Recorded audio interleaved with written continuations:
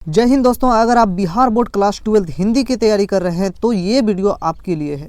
आज हम पढ़ाएंगे पदखंड के 500 सबसे महत्वपूर्ण ऑब्जेक्टिव क्वेश्चन जो एग्जाम में 100% पूछे जाते हैं। सबसे पहला चैप्टर है करवक। करवक चैप्टर से जितने भी प्रश्न पूछे गए हैं पिछले वर्ष, सभी क्वेश्चन का सोल्यूशन कराया जाएगा। तो सबसे पहला क्वेश्चन है, चित्ररेखा किस कवि की रचना है? चित्ररेखा किस कवि की रचना है? तो मलिक मोहम्मद जैसी जी की रचना है। तो क्वेश्चन नंबर है 2, जैसी का जन्म स्थान है। तो जैसी का जन्म स्थान कहाँ हुआ था? जैसी का जन्म कहाँ हुआ था? जयास कब्र अमेठी में हुआ था। कहाँ हुआ था? जयास कब्र अमेठी में हुआ था। मलिक मोहम्मद जैसी की मृत्यु कब हुई थी? तो लगभग 1548 में हुई थी। कब हुआ था? लगभग 1548 में हुआ था। मलिक मोहम्मद जैसी कवि हैं तो प्रेम के पीर के कवि कौन कहे जाते हैं? तो मलिक मोहम्मद जैसी जी। मलिक मोहम्मद जैसी जी को प्रेम के पीर के कवि कहे जाते हैं। करवक के कवि कौन है? करवक के कवि हैं मलिक मोहम्मद जैसी। मलिक मोहम्मद जैसी। मलिक मोहम्मद जैसी की कविता कौन सी है? तो कौन सी है? करवक। कौन सी है? करवक। मलिक मोहम्मद जैसी का जन्म कब हुआ था? कब हुआ था? सी नंबर ऑप्शन हो जाएगा, 1492 में हुआ था। कब हुआ था? 1492 में। जैसी का जन्म किस प्रदेश में हुआ था? तो उत्तर प्रदेश में हुआ था। कहाँ हुआ था? उत्तर प्रदेश में हुआ था।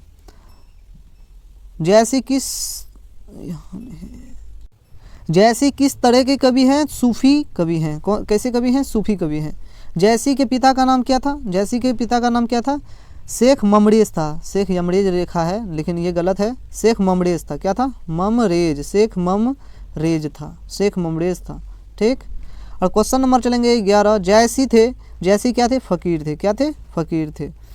जैसी हिंदी साहित्य की किस काव्य धारा से जुड़े हुए थे? प्रेम मार्गी शाखा से जुड़े हुए थे। प्रेम मार्गी, जैसे प्रेम आ गया तो जैसी, यानी कि जैसी ही होगा।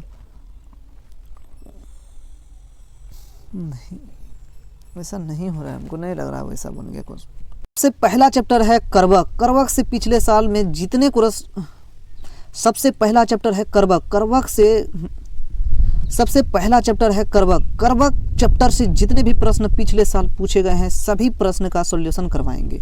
तो क्वेश्चन नंबर है 1, चित्ररेखा किस कवि की रचना है? तो चित्ररेखा किसकी है? तो मलिक मोहम्मद जैसी। ऑप्शन नंबर ए हो जाएगा। तो आगे चलते हैं, जैसी का जन्म स्थान है। तो जैसी का जन्म स्थान जायस के कब्र अमेठी। ऑप्शन नंबर सी हो जाएगा। मलिक मोहम्मद जैसी की मृत्यु कब हुआ था? तो लगभग में हुआ था 1548 में। ऑप्शन नंबर ए हो जाएगा। मलिक मोहम्मद जैसी कवि हैं तो प्रेम के पीर के कवि थे। ऑप्शन नंबर डी हो जाएगा। क्वेश्चन नंबर 5 है, करवक के कवि कौन है? तो मलिक मोहम्मद जैसी। ऑप्शन नंबर सी हो जाएगा। मलिक मोहम्मद जैसी कविता कौन सी है? तो मलिक मोहम्मद जैसी की कविता कौन सी है? तो करवक है। ऑप्शन नंबर बी हो जाएगा। मलिक मोहम्मद जैसी का जन्म कब हुआ था? तो 1492 में हुआ था। तो ऑप्शन नंबर सी हो जाएगा, 1492 में हुआ था। मलिक मोहम्मद जैसी जी का जन्म किस प्रदेश में हुआ था? तो उत्तर प्रदेश में हुआ था। जयास के कब्र अमेठी में, उत्तर प्रदेश में हुआ था। जैसी किस तरह के कवि थे? तो सूफी कवि थे। कैसी कवि थे? सूफी। ऑप्शन नंबर बी हो जाएगा। जैसी के पिता का नाम क्या था? मलिक शेख ममरेज था। मलिक शेख अमरेज नहीं होगा, मलिक शेख ममरेज होगा। क्या होगा? ममरेज होगा, क्योंकि हमने बहुत रिसर्च किया है, एनसीईआरटी से देख करके पूरा आपको सही बता रहे हैं। ठीक। तो मलिक शेख ममरेज हो जाएगा। तो जैसी थे, जैसी क्या थे? फकीर थे। जैसी जी को क्या थे? फकीर थे। मलिक मोहम्मद जैसी जी क्या थे? फकीर थे। जैसी हिंदी साहित्य की किस काव्य धारा से जुड़े हुए थे? तो प्रेम मार्गी शाखा से जुड़े हुए थे। जैसे प्रेम मार्गी आया तो मलिक मोहम्मद जैसी ही होगा। ठीक। तो ऑप्शन नंबर क्या हो जाएगा इसका? ऑप्शन नंबर हो जाएगा बी, प्रेम मार्गी शाखा से थे। तो जैसी की काव्य की भाषा, जैसी की काव्य की भाषा कौन सी थी? तो कौन सी थी? जैसी की भाषा थी अवधी भाषा थी। कौन सा? अवधी भाषा। ऑप्शन नंबर सी हो जाएगा। जैसी के काव्य का मुख्य रस क्या था? श्रृंगार रस था। ऑप्शन नंबर बी हो जाएगा, श्रृंगार रस। जैसी ने रत्नसेन तथा पद्मावती की कथा को किस प्रकार से जोड़ा था? तो जैसी ने रत्नसेन तथा पद्मावती की कथा को किस प्रकार से जोड़ा था? तो रक्त की लेई द्वारा, रक्त रूप लेई द्वारा। तो रक्त की लेई द्वारा जैसी जी ने रत्नसेन और पद्मावती की कथा को जोड़ा था। तो ऑप्शन नंबर इसका क्या हो जाएगा? सी हो जाएगा। क्या हो जाएगा? सी हो जाएगा। जैसी जी ने रत्नसेन एवं पद्मावती की कथा को किसके द्वारा सींचा था? किसके द्वारा सींचा था? तो अपने आंसुओं के द्वारा सींचा था। ऑप्शन नंबर क्या हो जाएगा? ए हो जाएगा। निम्न में कौन सी कृति जैसी की नहीं है? कौन सी नहीं है? तो पद्मावत है, चित्ररेखा है, अखरावट है, लेकिन भक्तमाल नहीं है। भक्तमाल नहीं है, ऑप्शन नंबर डी हो जाएगा। क्वेश्चन नंबर 18 है, जयसी जी का काव्य किस प्रकार का गंभीर एवं व्यापक है? तो किस प्रकार का गंभीर और व्यापक है? तो समुद्र की भांति गंभीर और व्यापक है। अब चलते हैं क्वेश्चन नंबर 19। इनमें से प्रेम के पीर के कवि कौन है? तो मलिक मोहम्मद जैसी जी। कौन थे? मलिक मोहम्मद जैसी जी। करबक कहाँ से लिया गया है? तो कहाँ से करबक लिया गया है? तो पद्मावत से लिया गया है। करबक के रचयिता कौन है? तो मलिक मोहम्मद जैसी जी हैं। करबक के रचयिता कौन था? मलिक मोहम्मद जैसी जी हैं। जैसी रचित पद्मावत की भाषा क्या था? पद्मावत जो लिखा गया था कौन सी भाषा में? तो अवधी भाषा में लिखा गया था। बहुत इंपॉर्टेंट है, ये 2019 में पूछा गया है। सारा प्रीवियस ईयर क्वेश्चन करवा रहे हैं हम। जैसी रचित पद्मावत की भाषा क्या था? अवधी भाषा था। ये ऑप्शन नंबर ए हो जाएगा। फिर मलिक मोहम्मद जैसी की परंपरा के कवि थे, तो किस परंपरा के कवि थे मलिक मोहम्मद जैसी जी? तो प्रेम संख्यान काव्य परंपरा के थे। प्रेम संख्यान काव्य परंपरा के थे। जैसी जी यानी कि मलिक मोहम्मद जैसी ने अपनी आँख की उपमा किससे की है? तो दर्पण से किया था। किससे किया था? दर्पण से किया था, यानी कि ऐना से किया था। मलिक मोहम्मद जैसी किस शाखा के कवि थे? प्रेम मार्गी कवि थे। जैसे प्रेम मार्गी आया तो मलिक मोहम्मद जैसी ही होगा। कौन सी कृति जैसी जी की नहीं है? तो पद्मावत है, आखिरी कलाम है, पद्मावत है, आखिरी कलाम है और अखरावट है, लेकिन मृगावली नहीं है। मृगावली नहीं है, ऑप्शन नंबर क्या हो जाएगा? डी होगा। क्या होगा? डी होगा। पद्मावत किसकी रचना है? तो पद्मावत किसकी रचना था? तो मलिक मोहम्मद जैसी जी का। मलिक मोहम्मद जैसी जी का। पद्मावत किस भाषा में लिखा गया है? तो अवधी भाषा में लिखा गया है। किस भाषा में? अवधी भाषा में। बहुत इंपॉर्टेंट है क्वेश्चन। अब चलते हैं चैप्टर नंबर 2 सूरदास। तो सूरदास चैप्टर, इससे भी जितने भी प्रीवियस ईयर बनेंगे सभी बताएंगे आपको। तो जागे ब्रजराज कुमार कमल कुसुम फूले, यह पंक्ति किस शीर्षक कविता से ली गई है? तो सूरदास के पद से लिया गया है। सूरदास के पद से लिया गया है। सूरदास का जन्म कहाँ हुआ था? तो सिही नामक ग्राम में हुआ था। सिही नामक ग्राम में सो से सिही और सो से सूरदास हो जाएगा। ठीक। हिंदी साहित्य का सूरी किसे कहा जाता है? सूरदास को कहा जाता है। सो से सूरी, सो से सूरदास को कहा जाता है। रामती गोख हरखनी में बछड़ा हितधाई, यह पंक्ति किस शीर्षक कविता से ली गई है? तो सूरदास के पद से ही लिया गया है ये सभी।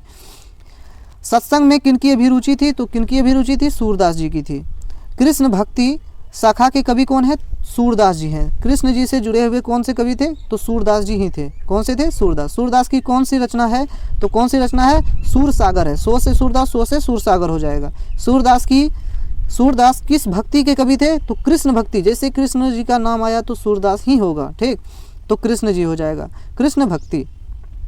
अब चलते हैं क्वेश्चन नंबर हो जाएगा 9। सूरदास किस भाषा के प्रसिद्ध कवि थे? तो ये 21 में 22 में पूछा गया है क्वेश्चन, बहुत इंपॉर्टेंट। ब्रज भाषा थे, ब्रज भाषा से थे। तो सूरदास कृष्ण भक्ति से जुड़े हुए थे और कृष्ण भगवान जो ब्रज भाषा से जुड़े हुए थे, इसीलिए सूरदास किस भाषा के प्रसिद्ध कवि थे? तो ब्रज भाषा के प्रसिद्ध कवि थे। वात्सल के विश्व में अद्वितीय कवि कौन है? तो वात्सल के विश्व में अद्वितीय कवि सूरदास को ही कहा जाता है। ऑप्शन नंबर ए हो जाएगा। सूरदास किस धारा के कवि थे? कृष्ण सराई, कृष्ण सराई यानी कि कृष्ण धारा के ही कवि थे। ऑप्शन नंबर बी हो जाएगा। कृष्ण कहाँ बैठकर भोजन करते थे? नंद की गोद में बैठकर भोजन करते थे। ऑप्शन नंबर ए हो जाएगा। प्रस्तुत प्रथम पद में कृष्ण को किसको सूचना दी जाती है? तो प्रस्तुत प्रथम पद में दो पद था, तो प्रथम पद में कृष्ण को किससे सूचना दी जाती है? तो किससे करता है? भोर होने का प्रमाण दिया जाता है प्रस्तुत प्रथम पद में। फिर ऑप्शन नंबर क्या हो जाएगा इसका? सी हो जाएगा। क्या हो जाएगा? सी हो जाएगा। सूरदास हिंदी साहित्य के किस काल के कवि थे? तो भक्ति काल के कवि थे। कृष्ण के भक्ति में मगन रहते थे। कौन सी रचना सूरदास की नहीं है? तो कौन सी नहीं है? साहित्य लहरी है सूरदास का, सूरसागर है, सूरसरावली है, लेकिन सतसई नहीं है। सतसई नहीं है, लेकिन साहित्य लहरी है, सूरसागर है और सूरसरावली है, लेकिन साहित्य सतसई नहीं है। ऑप्शन नंबर डी नहीं होगा। ऑप्शन नंबर डी हो जाएगा, इसका आंसर डी हो जाएगा। यहाँ बोल रहा है नहीं है। ठीक, अब चलते हैं क्वेश्चन नंबर है 16। तो कौन सी रचना सूरदास की है? तो सूरसागर किसकी है? सूरदास के। सो से सूरसागर, सो से सूरदास। ऑप्शन नंबर सी हो जाएगा। सूरदास किस चीज़ की भूख है? तो सूरदास जी को कौन सी चीज़ की भूख थी? कृष्ण जी के जूठन का भूख था, यानी कि कृष्ण जी के भक्ति में मगन रहते थे। इसे बोलते थे कृष्ण जी का बस जूठा मिल जाए हम प्रसन्न हो जाएंगे, हम धन्य हो जाएंगे। तो ऑप्शन नंबर ए हो जाएगा इसका। क्या हो जाएगा? कृष्ण की जूठन की। सूरदास की अनुमानित जन्म तिथि क्या है? अनुमानित जन्म तिथि क्या था? 1478 में अनुमान लगाया गया कि सूरदास का जन्म 1478 में ही हुआ है। मीरा ने अपना प्रियतम किसे माना, तो कृष्ण जी को माना था। मीरा ने प्रियतम किसको माना था, कृष्ण जी को। ये भी 2022 में क्वेश्चन पूछा गया है। कछुत खात, कछुत खात कछुत धरनी गिरावत छवि निरखत नंद रनिया में कौन सा अलंकार है, तो अनुप्रास अलंकार है, अनुप्रास अलंकार है। कमल कुसुम फूले नाड़ी नर नाड़ी सुर श्याम में कौन सा अलंकार है, तो अनुप्रास अलंकार है। साहित्य लहरी किनकी रचना है, तो सूरदास जी का है, सूरदास जी का है। 2018-21 में क्वेश्चन पूछा गया है। सूरदास की रचनाओं की भाषा क्या था, ब्रज भाषा था। जैसे ब्रज भाषा आया सूरदास मार दो। Option number B. सूरदास के दीक्षा गुरु कौन थे, कौन थे सूरदास जी के दीक्षा गुरु, ये भी सबसे इंपॉर्टेंट क्वेश्चन है, वल्लभाचार्य। कौन थे, ऑप्शन नंबर सी हो जाएगा, वल्लभाचार्य। सूरदास किस मार्ग में दीक्षित हुए थे, तो पुष्टि मार्ग में हुए थे। कौन से मार्ग में, पुष्टि मार्ग में दीक्षित हुए थे। ऑप्शन नंबर सी हो जाएगा इसका, क्या हो जाएगा, सी। वल्लभाचार्य से मिलने के पूर्व सूर किस भाव के पद गाते थे, तो वल्लभाचार्य से मिलने के पूर्व यानी कि पीछे सूरदास किस भाव के पद गाते थे, तो दैन्य भाव के पद गाते थे। ऑप्शन नंबर क्या हो जाएगा, सी हो जाएगा। सूर सागर किनकी रचना है, किसकी रचना है, तो सूरदास जी की है। तो ऑप्शन नंबर क्या हो जाएगा, बी हो जाएगा। ये भी 2019 में क्वेश्चन पूछा गया है। तो सब इंपॉर्टेंट क्वेश्चन करवा रहे हैं आप सभी को। तो आप सब जो है ना पूरा मतलब कि हल्का से क्वेश्चन का आंसर कमेंट बॉक्स में देते जाइए। अब चैप्टर चलते हैं तीसरा। अब तीसरा चैप्टर में आ गए हैं जो तुलसीदास। तुलसीदास नाम ले भड़े उधर एक प्रभु दासी दास कहाई। इस पंक्ति शीर्षक कविता है। इस पंक्ति का कौन लिखा है, इस पंक्ति कौन लिखा है, तो तुलसीदास जी, तुलसीदास जी लिखे हैं। नाम ले भड़े उधर एक प्रभु दासी दास कहाई। यह पंक्ति कहाँ से लिया गया है, तुलसीदास के पद से लिया गया है। ऑप्शन नंबर क्या हो जाएगा इसका, सी हो जाएगा। हिंदी का समन्वयवादी कवि किसे माना जाता है, तो तुलसीदास जी को समन्वयवादी कवि माना जाता है। ऑप्शन नंबर ए हो जाएगा। तुलसीदास का सर्वश्रेष्ठ महाकाव्य कौन है, तो रामचरितमानस। रामचरितमानस इस सर्वश्रेष्ठ महाकाव्य है। क्वेश्चन ऐसे भी पूछा जाएगा, रामचरितमानस क्या है, एक महाकाव्य है। क्या है, रामचरितमानस क्या है, महाकाव्य है। तो ऐसे भी क्वेश्चन बनेगा। तुलसीदास का अस्थायी निवास कहाँ था, तो अस्थायी निवास स्थान कहाँ था, तो काशी था। कहाँ था, काशी था। ऑप्शन नंबर क्या हो जाएगा, बी हो जाएगा। बरवे रामायण किनकी रचना है, तो बरवे रामायण जो है तुलसीदास जी का है, तुलसीदास जी का है। तो ये भी 2021 में पूछा गया है क्वेश्चन। तो बरवे रामायण तुलसीदास जी का है। ऑप्शन नंबर सी हो जाएगा। काशी में कितने वर्ष रहकर तुलसीदास ने विद्या अध्ययन किए थे, तो 15 वर्ष काशी में रहे थे तुलसीदास जी, तब विद्या अध्ययन किए थे। ये भी क्वेश्चन पूछा गया है। तुलसीदास जी ने अपने युग की किन दो साहित्य भाषाओं को अपनाया था, तो अवधी और ब्रज भाषा, दो भाषा अपनाए थे तुलसीदास जी ने अपने युग में। कौन कौन, अवधी भाषा और ब्रज भाषा। तो ऑप्शन नंबर क्या हो जाएगा, सी हो जाएगा। तुलसीदास जी के दीक्षा गुरु कौन है, तो नरहरिदास जी। ऑप्शन नंबर बी हो जाएगा। ये भी 2019 में और 2022 में क्वेश्चन पूछा गया है। बहुत बहुत इंपॉर्टेंट है, IMP है, VVI क्वेश्चन है। ये सभी क्वेश्चन क्या है, VVI क्वेश्चन है। अब अगर आप क्वेश्चन का आंसर जानते हैं तो कमेंट में बताते जाइए। तुलसीदास के दीक्षा गुरु कौन थे, तो नरहरिदास जी थे। तुलसीदास की पत्नी का क्या नाम था, तो रत्नावली था। कौन था, रत्नावली था। ऑप्शन नंबर क्या हो जाएगा, बी हो जाएगा। तुलसीदास जी की माता का क्या नाम था, हुलसी। तुलसी और हुलसी क्या हो जाएगा, हुलसी। ऑप्शन नंबर सी हो जाएगा इनका, क्या हो जाएगा, सी हो जाएगा। तुलसीदास जी का जन्म कब हुआ था, तो 1543 में हुआ था। 3 4 5 लिख देंगे, फिर 1 लगा देंगे। 3 4 5 लिखेंगे, 1 लगा देंगे आगे, तो क्या हो जाएगा, 1543 में हुआ था। तुलसीदास जी का जन्म कब हुआ था, 1543 में हुआ था। तुलसीदास जी का जन्म किस प्रदेश में हुआ था, तो उत्तर प्रदेश में, यानी कि यूपी में हुआ था। कहाँ हुआ था, यूपी में हुआ था, उत्तर प्रदेश में। क्वेश्चन नंबर अब चलेंगे 12 में। 12 हो गया, अब 13 में चलते हैं। कहाँ चलते हैं, 13। तो क्वेश्चन नंबर 13 क्या है, रामचरितमानस किनकी रचना है, तो तुलसीदास जी का है। क्या है, तुलसीदास जी का है। ये क्या है, महाकाव्य है। तुलसीदास किस शाखा के कवि हैं, तो किस शाखा के थे, राम मार्गी के थे। राम जी से जुड़ा हुआ कौन भक्त थे, तो तुलसीदास जी थे। तो राम मार्गी थे, क्या थे, राम मार्गी। ऑप्शन नंबर ए हो जाएगा। गीतावली किनकी रचना है, तो तुलसीदास जी का है। एक सबसे इंपॉर्टेंट क्वेश्चन पूछा जाता है, जिसमें वली लग जाए ना, जिसमें वली या वाली या वली लग जाए तो वो तुलसीदास जी का ही रचना होगा। जिसमें वली लग जाए वो तुलसीदास जी का रचना होगा। तो गीतावली किनकी रचना है, तो तुलसीदास जी का है। किनका है, तुलसीदास जी का। ऑप्शन नंबर डी हो जाएगा। तुलसीदास जी को किस चीज़ की भूख है, तो किस चीज़ की थी, तो राम भक्त की भूख, यानी कि भक्ति की भूख थी। किस चीज़ की थी, भक्ति की भूख थी। तो राम भगवान से जुड़े हुए जो दास थे तुलसीदास जी थे। गोस्वामी तुलसीदास हिंदी के कैसे महाकवि हैं, तो गोस्वामी तुलसीदास हिंदी के कैसे महाकवि हैं, तो कैसे कवि थे, जातीय महाकवि हैं। कैसे हैं, जातीय महाकवि। ये भी 2022 में क्वेश्चन पूछा गया है। तुलसीदास ने प्रथम पद में किनकी स्तुति की है, किसकी स्तुति की है, तो सीता जी की है। सीता, माँ सीता की है। तुलसीदास के दोनों पदों में किस रस की व्यंजना हुई है? तो भक्ति रस की व्यंजना की गई है। तुलसीदास ने भक्ति रस की व्यंजना किया था। तो तुलसीदास ने प्रथम पद में अपना परिचय किस रूप में दिया था? सीता के दासी के दास के रूप में।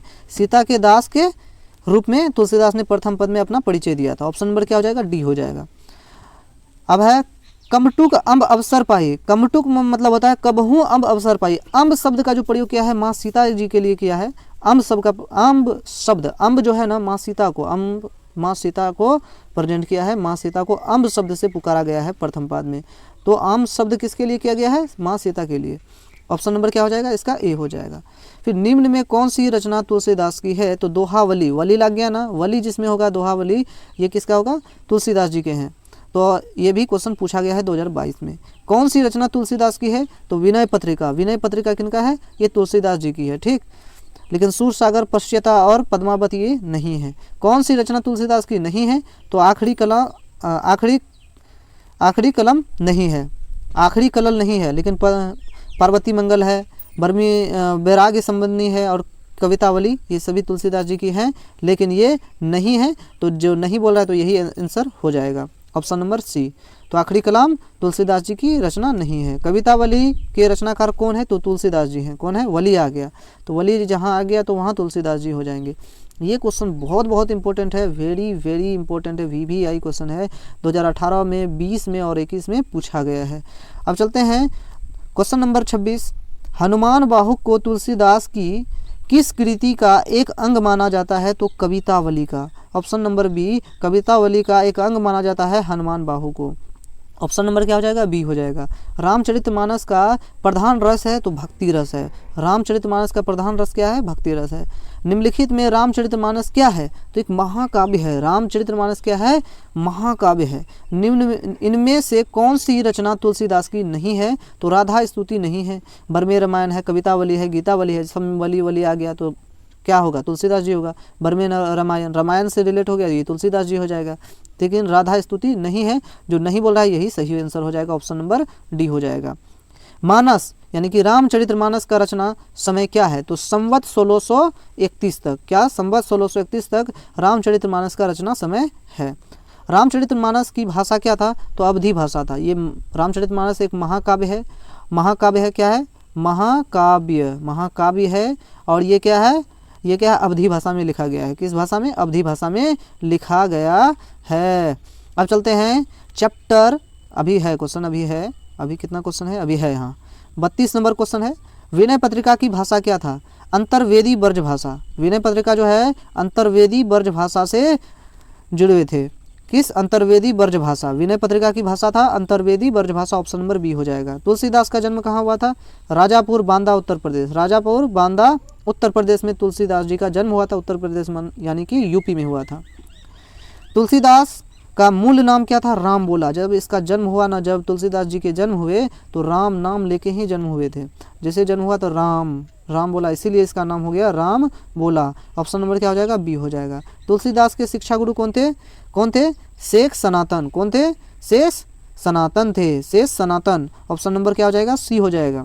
इनमें से कौन सी रचना तुलसीदास की है? तो विनय पत्रिका तुलसीदास जी की है। ऑप्शन नंबर डी हो जाएगा। कौन सी कृति तुलसीदास रचित है? तो तुलसीदास द्वारा रचित कौन सा पत्रिका है? कौन सी कृति है? तो रामचरितमानस। ये क्या है? एक महाकाव्य है, जो कि महाकाव्य है।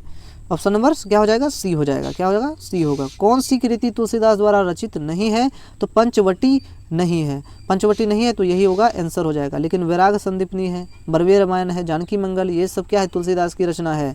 लेकिन ऑप्शन नंबर इसका क्या हो जाएगा? बी हो जाएगा। 39 नंबर क्वेश्चन है। पाठ्य पुस्तक में संकलित तुलसीदास के पद तुलसीदास की किस कृति से है? किस कृति से लिए गए हैं? तो विनय के पद से लिया गया है। किस कृति से? विनय के पद से लिया गया है। ऑप्शन नंबर डी हो जाएगा। तुलसीदास किस काल के कवि थे? तो भक्ति काल के कवि थे। ये भी क्वेश्चन 2019 में पूछा गया है। ऑप्शन नंबर डी हो जाएगा। तुलसीदास किस काल के कवि थे? तो भक्ति काल के थे। ऑप्शन नंबर डी हो जाएगा। हनुमान बाहुक रचना कितने छंदों की है? तो 44 छंदों की है, 4-4।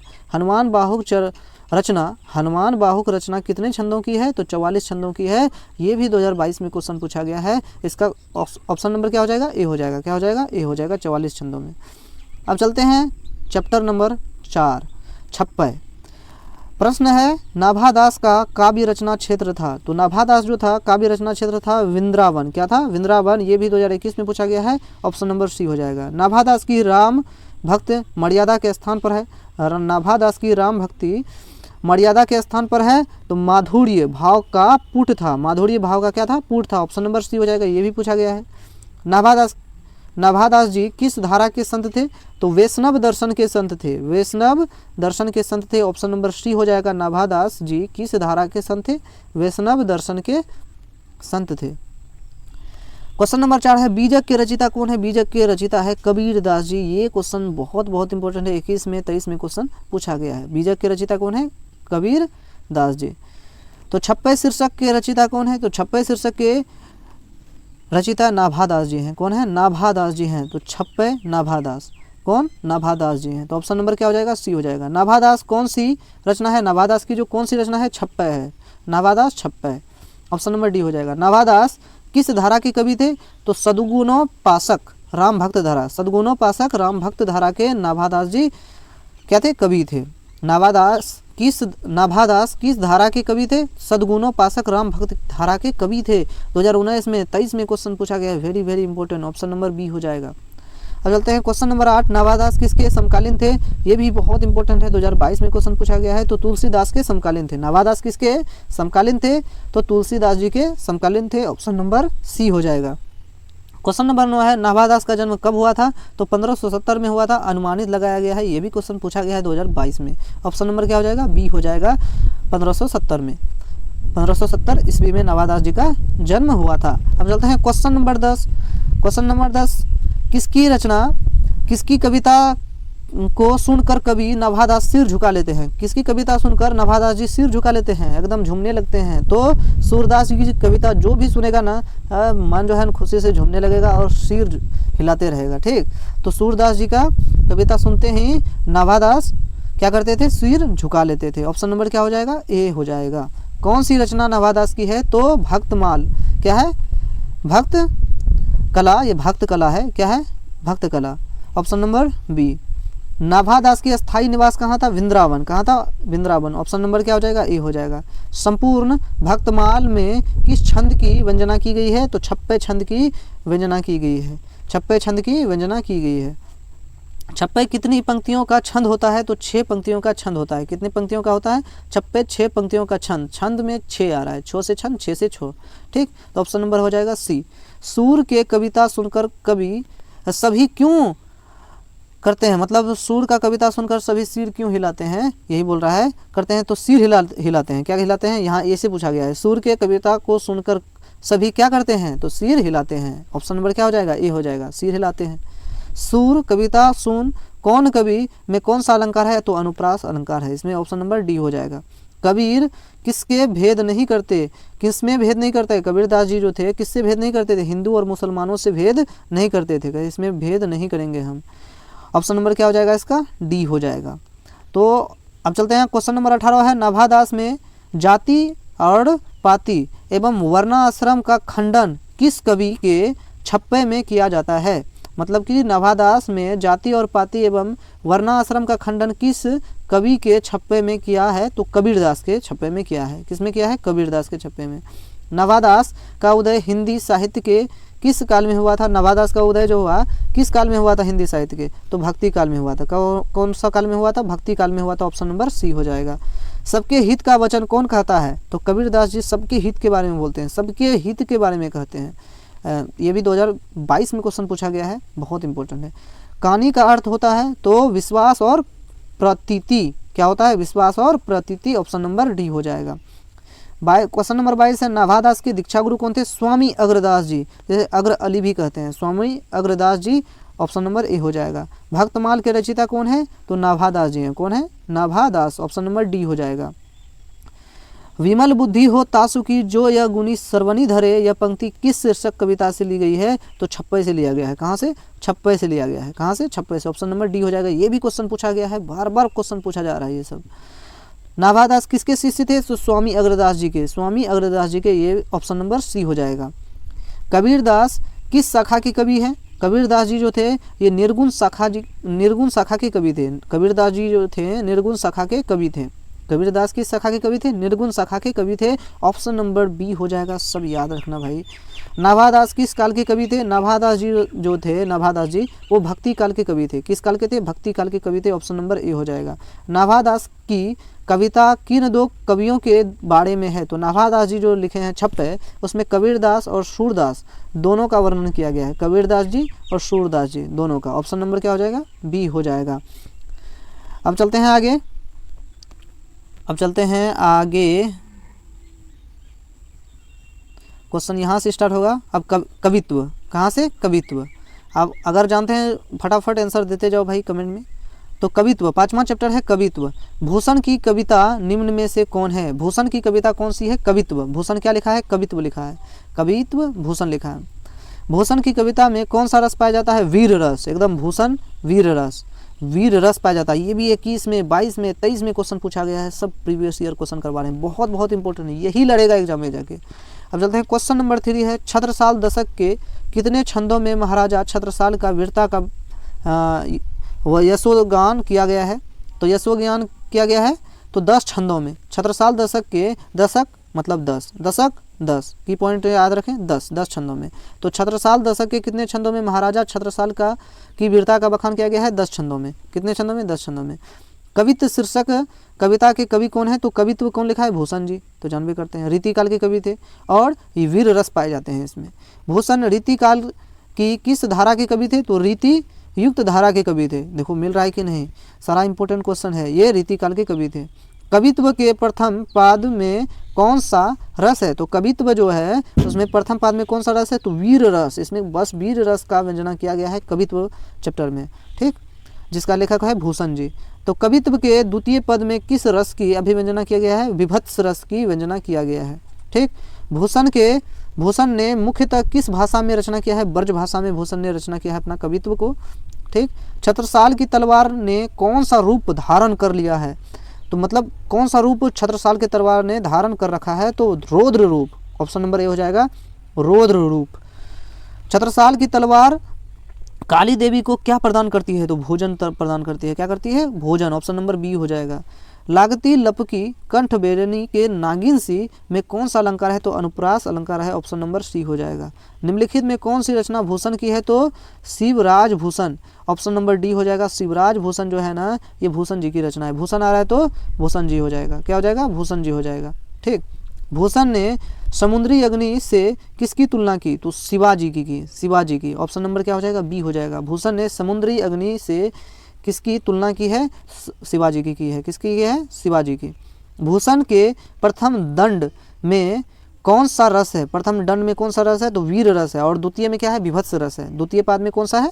विभत्स रस है। और प्रथम पाद में कौन सा है? वीर रस है। ऑप्शन नंबर क्या हो जाएगा? सी हो जाएगा।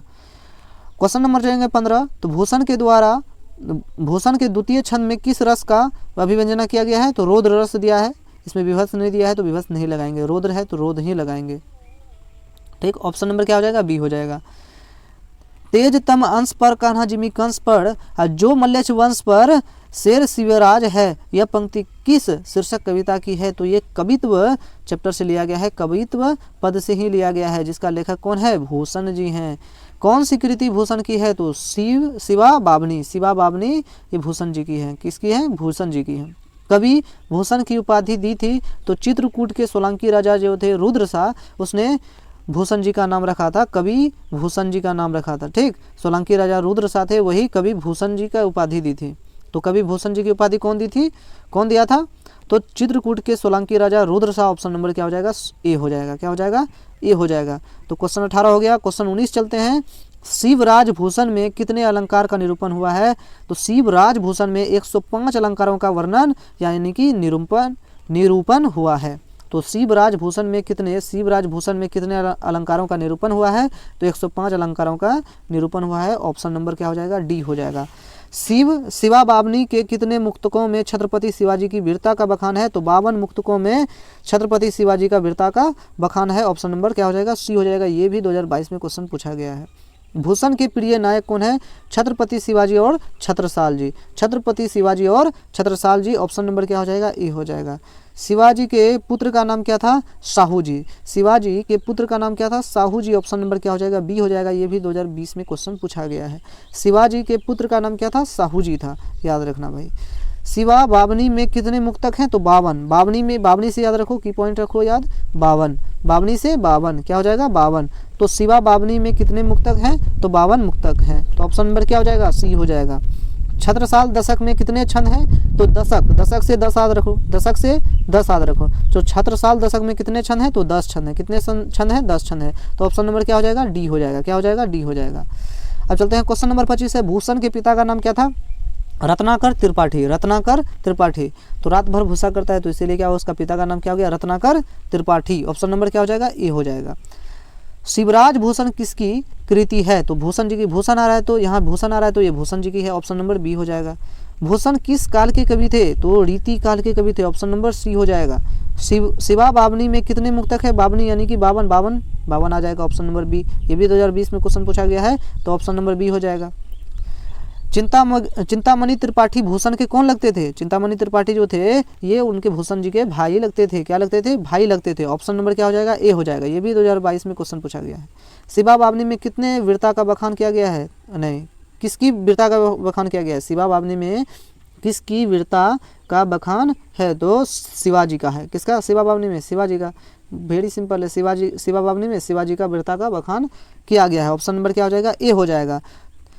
अब चलते हैं, छत्रसाल दशक किसकी कृति है? तो छत्रसाल भूषण जी की कृति है। ये भी 2018 में पूछा गया है। ऑप्शन नंबर क्या हो जाएगा? सी हो जाएगा। छत्रसाल दशक किसकी कृति है? तो भूषण जी की कृति है। तो ऑप्शन नंबर क्या हो जाएगा इनका? सी हो जाएगा। अब चलते हैं चैप्टर 6। चैप्टर 5 तक सारा ऑब्जेक्टिव करवा दिए हैं। अब चैप्टर 6 चलते हैं।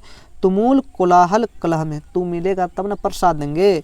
तुम मिलेगा तब ना तुमको प्रसाद देंगे। तो प्रसाद से क्या हो गया? जय शंकर प्रसाद जी। प्रसाद जी यानी कि जय शंकर प्रसाद जी क्या है? इनके राइटर हैं। क्या हैं? राइटर हैं। जय शंकर जी प्रसाद क्या है? राइटर हैं। अब चलते हैं आगे पढ़ते हैं। इसमें क्वेश्चन नंबर 1 है, जय शंकर प्रसाद का निधन कब हुआ था? जय शंकर प्रसाद जी का निधन कब हुआ था? तो 1937 में इनका निधन हुआ था। तो ऑप्शन नंबर क्या हो जाएगा? ए हो जाएगा। ये 2023 में फिलहाल ही क्वेश्चन पूछा गया है। जयशंकर प्रसाद का महाकाव्य क्या है? कामायनी है। क्या है? जयशंकर प्रसाद जी का महाकाव्य क्या है? कामायनी है। ऑप्शन नंबर क्या हो जाएगा? ए हो जाएगा। बहुत इंपॉर्टेंट है ये क्वेश्चन। ठीक, तो कंकाल उपन्यास किस कवि की रचना है? किस कवि की रचना है? तो जयशंकर प्रसाद जी का। जयशंकर प्रसाद जी की कंकाल उपन्यास किस कवि की रचना है? जयशंकर प्रसाद जी का है। ठीक, किसकी है? जयशंकर प्रसाद जी की है। ठीक, चीड़ विषाद विलीन मन की किस कविता की पंक्ति है? तुमुल कोलाहल कलह की। तुमुल कोलाहल कलह में चीड़ विषाद मलिन दिया गया है, वहीं से ये लिया गया है। ठीक, तुमुल कोलाहल कलह से ही लिया गया है चीड़ विषाद विलीन मन की। ऑप्शन नंबर क्या हो जाएगा? सी हो जाएगा। ठीक, क्वेश्चन नंबर 5 है, शेर सिंह का शस्त्र समर्पण नामक आख्यानक काव्य किसके द्वारा लिखा गया है? तो जयशंकर प्रसाद जी के द्वारा शेर सिंह का शस्त्र समर्पण नामक असंख्यानक काव्य किसके द्वारा लिखा गया है? जयशंकर प्रसाद जी के द्वारा। ऑप्शन नंबर क्या हो जाएगा? बी हो जाएगा। ऑप्शन नंबर क्या हो जाएगा? बी हो जाएगा। अब चलते हैं आंसू। आंसू जो होता है किनकी रचना है? किसकी रचना है? तो जयशंकर प्रसाद जी का। इसको याद कैसे रखें? 2019 में भी क्वेश्चन पूछा गया, यानी कि इंपॉर्टेंट है। आंसू, जब प्रसाद नहीं देता तो रोने लगता है ना बच्चा लोग, आंसू निकालने लगता है तो प्रसाद नहीं देता है। तो आंसू यानी कि प्रसाद, तो जयशंकर प्रसाद जी। आंसू की रचना कौन है? जयशंकर प्रसाद जी हैं। ऑप्शन नंबर क्या हो जाएगा? बी हो जाएगा। अब चलते हैं क्वेश्चन नंबर 7, जयशंकर प्रसाद जी ने कौन सी कविता लिखी है? तुमुल कोलाहल कलह में तू मिलेगा तब ना प्रसाद दे देंगे। आंसू निकलता है। आंसू भी रचना जयशंकर प्रसाद जी ने, और तुमुल कोलाहल कलह में भी जयशंकर प्रसाद जी ने रचना की है। जयशंकर प्रसाद जी का जन्म कब हुआ था? जन्म हुआ था 1889 में। कब हुआ था? 1889 में जन्म हुआ था। ऑप्शन नंबर क्या हो जाएगा? सी हो जाएगा। क्या हो जाएगा? सी। अब चलते हैं, जयशंकर प्रसाद जी के पिता कौन थे? तो शिवरत्न साहू। कौन थे? शिवरत्न साहू। ऑप्शन नंबर ए हो जाएगा। जयशंकर प्रसाद कितनी वर्ष की अवस्था में पितृविहीन हुए थे? यानी कि कितना वर्ष हुए थे जो पिता इनके नहीं रहे थे? 12 वर्ष की उम्र में जयशंकर जी गए थे। जयशंकर प्रसाद जी कितनी वर्ष की अवस्था में पितृविहीन हुए थे? तो 12 वर्ष की अवस्था में पितृविहीन, यानी कि पिता नहीं थे 12 वर्ष की उम्र में। जयशंकर प्रसाद जी हिंदी साहित्य के किस काल के कवि हैं? तो आधुनिक काल के कवि हैं। किस काल के हैं? आधुनिक काल के कवि हैं जयशंकर प्रसाद जी। जयशंकर प्रसाद जी। ऑप्शन नंबर क्या हो जाएगा? सी। प्रसाद जी किस कृति में आधुनिक मानव सभ्यता की मार्मिक समीक्षा की गई? है? तो कामायनी। क्या? कामायनी। तो जयशंकर प्रसाद जी की किस कृति में आधुनिक मानव सभ्यता की मार्मिक समीक्षा की गई है? तो कामायनी। ऑप्शन नंबर क्या हो जाएगा? ऑप्शन नंबर डी हो जाएगा। कामायनी प्रसाद जी किस प्रकार की कृति है? तो प्रबंध काव्य है। कामायनी जो है प्रबंध काव्य है। क्या है? प्रबंध काव्य है। कामायनी क्या है? ऐसे क्वेश्चन पूछेगा, प्रबंध काव्य है। ऑप्शन नंबर बी हो जाएगा इसका आंसर। क्या हो जाएगा? बी। झरना शीर्षक काव्य संकलन किस कवि की रचना है? झरना जो है जयशंकर प्रसाद जी की है। झरना जो है जयशंकर प्रसाद जी की है। तितली उपन्यास किनकी रचना है? तो जयशंकर प्रसाद जी की तितली उपन्यास रचना है। तो ऑप्शन नंबर क्या हो जाएगा? सी हो जाएगा। सब क्वेश्चन पूछा गया है। जयशंकर प्रसाद के श्रेष्ठ भर्ता का नाम, श्रेष्ठ मतलब बड़ा भाई का नाम क्या था? श्रेष्ठ भर्ता मतलब होता है भाई, भर्ता मतलब क्या होता है? भाई। श्रेष्ठ मतलब होता है बड़ा। तो जयशंकर प्रसाद जी के बड़े भाई का नाम क्या था? तो शंभू रतन सिंह। क्या थे? शंभू रतन सिंह। ऑप्शन नंबर क्या हो जाएगा? डी हो जाएगा। कौन सी रचना जयशंकर प्रसाद की है? तो कंकाल क्या है? जयशंकर प्रसाद जी की है। ऑप्शन नंबर क्या हो जाएगा इनका? सी हो जाएगा। अब चलते हैं मनुष्य। अब क्वेश्चन 18 है, मनुष्य का शरीर क्यों थक जाता है? तो मन की चंचलता के कारण। मन की चंचलता से मनुष्य का शरीर थक जाता है। ऑप्शन नंबर क्या हो जाएगा? ए हो जाएगा। तुमुल कोलाहल कलह में प्रसाद जी की किस कृति से ली गई है? तुमुल कोलाहल कलह कहाँ से लिया गया है? तो कामायनी से लिया गया है। कामायनी से। ये क्या है? महाकाव्य है। किसका है? जयशंकर प्रसाद जी का है। तो कामायनी किसने लिखा है? जयशंकर प्रसाद जी ने। झरना जयशंकर प्रसाद जी ने, और आंसू जयशंकर प्रसाद जी ने। ये सभी सबसे इंपॉर्टेंट कामायनी, ये तो पूछेगा ही पूछेगा। वेरी वेरी इंपॉर्टेंट क्वेश्चन है ये। ठीक, इससे ही लिया गया है। तुमुल कोलाहल कलह कामायनी से लिया गया है। किसने लिखा है? जयशंकर प्रसाद जी ने लिखा है। ऑप्शन नंबर क्या हो जाएगा? सी हो जाएगा। क्वेश्चन 20 है, सजल जलपात में कौन सा अलंकार है? तो कौन सा है? रूपक अलंकार है। क्या है? रूपक अलंकार। ऑप्शन नंबर ए हो जाएगा। मैं उषा की ज्योति में कौन सा अलंकार है? अनुप्रास अलंकार। ऑप्शन नंबर बी हो जाएगा। चातकी किसके लिए तरसती है? स्वाति नक्षत्र की पहली बूंद के लिए। स्वाति नक्षत्र की पानी के लिए चातकी पक्षी, चातकी क्या? एक पक्षी है जो पानी के लिए तरसती है। स्वाति नक्षत्र की पहली बूंद के लिए तरसती है। ऑप्शन नंबर क्या हो जाएगा? सी। जयशंकर प्रसाद ने किस भाषा में काव्य रचना की है? तो खड़ी बोली में। जयशंकर प्रसाद जी ने खड़ी बोली में अपनी काव्य रचना की है। देखो प्रसाद खड़े कर देता है, वो तो खड़ा हो जाओ प्रसाद देंगे, सब खड़ा हो जाता है, तो खड़ी बोली हो जाएगा। Option number B. क्वेश्चन 23 हो गया। अब चलते हैं क्वेश्चन 24। क्वेश्चन नंबर 24, इनमें से कौन सी पुस्तक प्रसाद जी की यानी कि जयशंकर प्रसाद जी की है? तो झरना किसकी है? जयशंकर प्रसाद जी की है। ऑप्शन नंबर क्या हो जाएगा? ए हो जाएगा। जयशंकर प्रसाद की कौन सी कृति अपूर्ण है यानी कि पूरा लिखा हुआ नहीं है? इरावती। क्या है? इरावती। इरावती इरावती इतरा रही थी, इतरा रहा था, जयशंकर प्रसाद जी इतरा रहा था, इसलिए पूरा नहीं लिखा, अपूर्ण लिखा। ठीक, ऑप्शन नंबर क्या हो जाएगा? सी हो जाएगा। क्वेश्चन नंबर 26 है, प्रसाद जी यानी कि जयशंकर प्रसाद जी रचित महाकाव्य का नाम क्या है? महाकाव्य क्या बताते हैं? कामायनी। कामायनी से ही तुमुल कोलाहल कलह लिया गया है। कामायनी महाकाव्य से तुमुल कोलाहल कलह लिया गया है। तो ये क्या है? महाकाव्य। ऑप्शन नंबर बी हो जाएगा। क्वेश्चन नंबर 27 है, जयशंकर प्रसाद की सफलतम नाट्य कृति है। तो सफलतम नाट्य कृति क्या है? तो सफलतम ध्रुव स्वामिनी। ध्रुव स्वामिनी। ध्रुव स्वामिनी। तो स्वामी जी को प्रसाद चढ़ाता है, तो प्रसाद से रिलेट करो, स्वामी को चढ़ाता है, तो ध्रुव स्वामिनी किनकी रचना है? जयशंकर प्रसाद जी की है। और ये क्या है? नाट्य कृति है। नाट्य कृति है। नाट्य कृति है। तो ध्रुव स्वामिनी। ध्रुव स्वामिनी तो नाट्य कृति है। क्या है? जयशंकर प्रसाद की सफलतम नाट्य कृति कौन है? नाट्य कृति है ध्रुव स्वामिनी। तो ऑप्शन नंबर क्या हो जाएगा? ऑप्शन नंबर हो जाएगा सी। ये भी क्वेश्चन पूछा गया है 2020 में, क्वेश्चन पूछा गया है 2020 में। ठीक, अब चलते, जयशंकर प्रसाद किस वाद के कवि थे? तो छायावाद के कवि थे। छायावाद के कवि थे। किस वाद के थे? छायावाद के कवि थे जयशंकर प्रसाद जी। ये भी 2018 और 20 में पूछा गया है। अब बोलेगा धूप था, प्रसाद देंगे छाया में। चलो प्रसाद कहाँ देंगे? छाया में देंगे, तो इसीलिए छायावाद याद रख लो। कहाँ रख लो? छायावाद याद रख लो। क्या रख लो याद? छायावाद। तो ऑप्शन नंबर क्या हो जाएगा? ए हो जाएगा इसका। क्वेश्चन नंबर 29 है, प्रसाद जी के पिता का नाम क्या था? देवी प्रसाद साहू। अब देखो प्रसाद देवी को चढ़ाते हैं, प्रसाद देवी को चढ़ाते हैं, इसीलिए देवी प्रसाद साहू। देवी प्रसाद साहू। ऑप्शन नंबर क्या हो जाएगा? बी हो जाएगा। प्रसाद जी का जन्म कहाँ हुआ था? वाराणसी में। हम बड़ा प्रसाद खाएंगे, छोटा प्रसाद नहीं खाएंगे, इसीलिए वाराणसी हो जाएगा। क्या हो जाएगा? वाराणसी। तो प्रसाद जी का जन्म कहाँ हुआ था? वाराणसी में हुआ था। ऑप्शन नंबर क्या हो जाएगा? सी हो जाएगा। कंकाल। कंकाल क्या है? कंकाल क्या है? उपन्यास है। क्या है? उपन्यास है। कंकाल क्या है? उपन्यास है। ऑप्शन नंबर क्या हो जाएगा? सी हो जाएगा।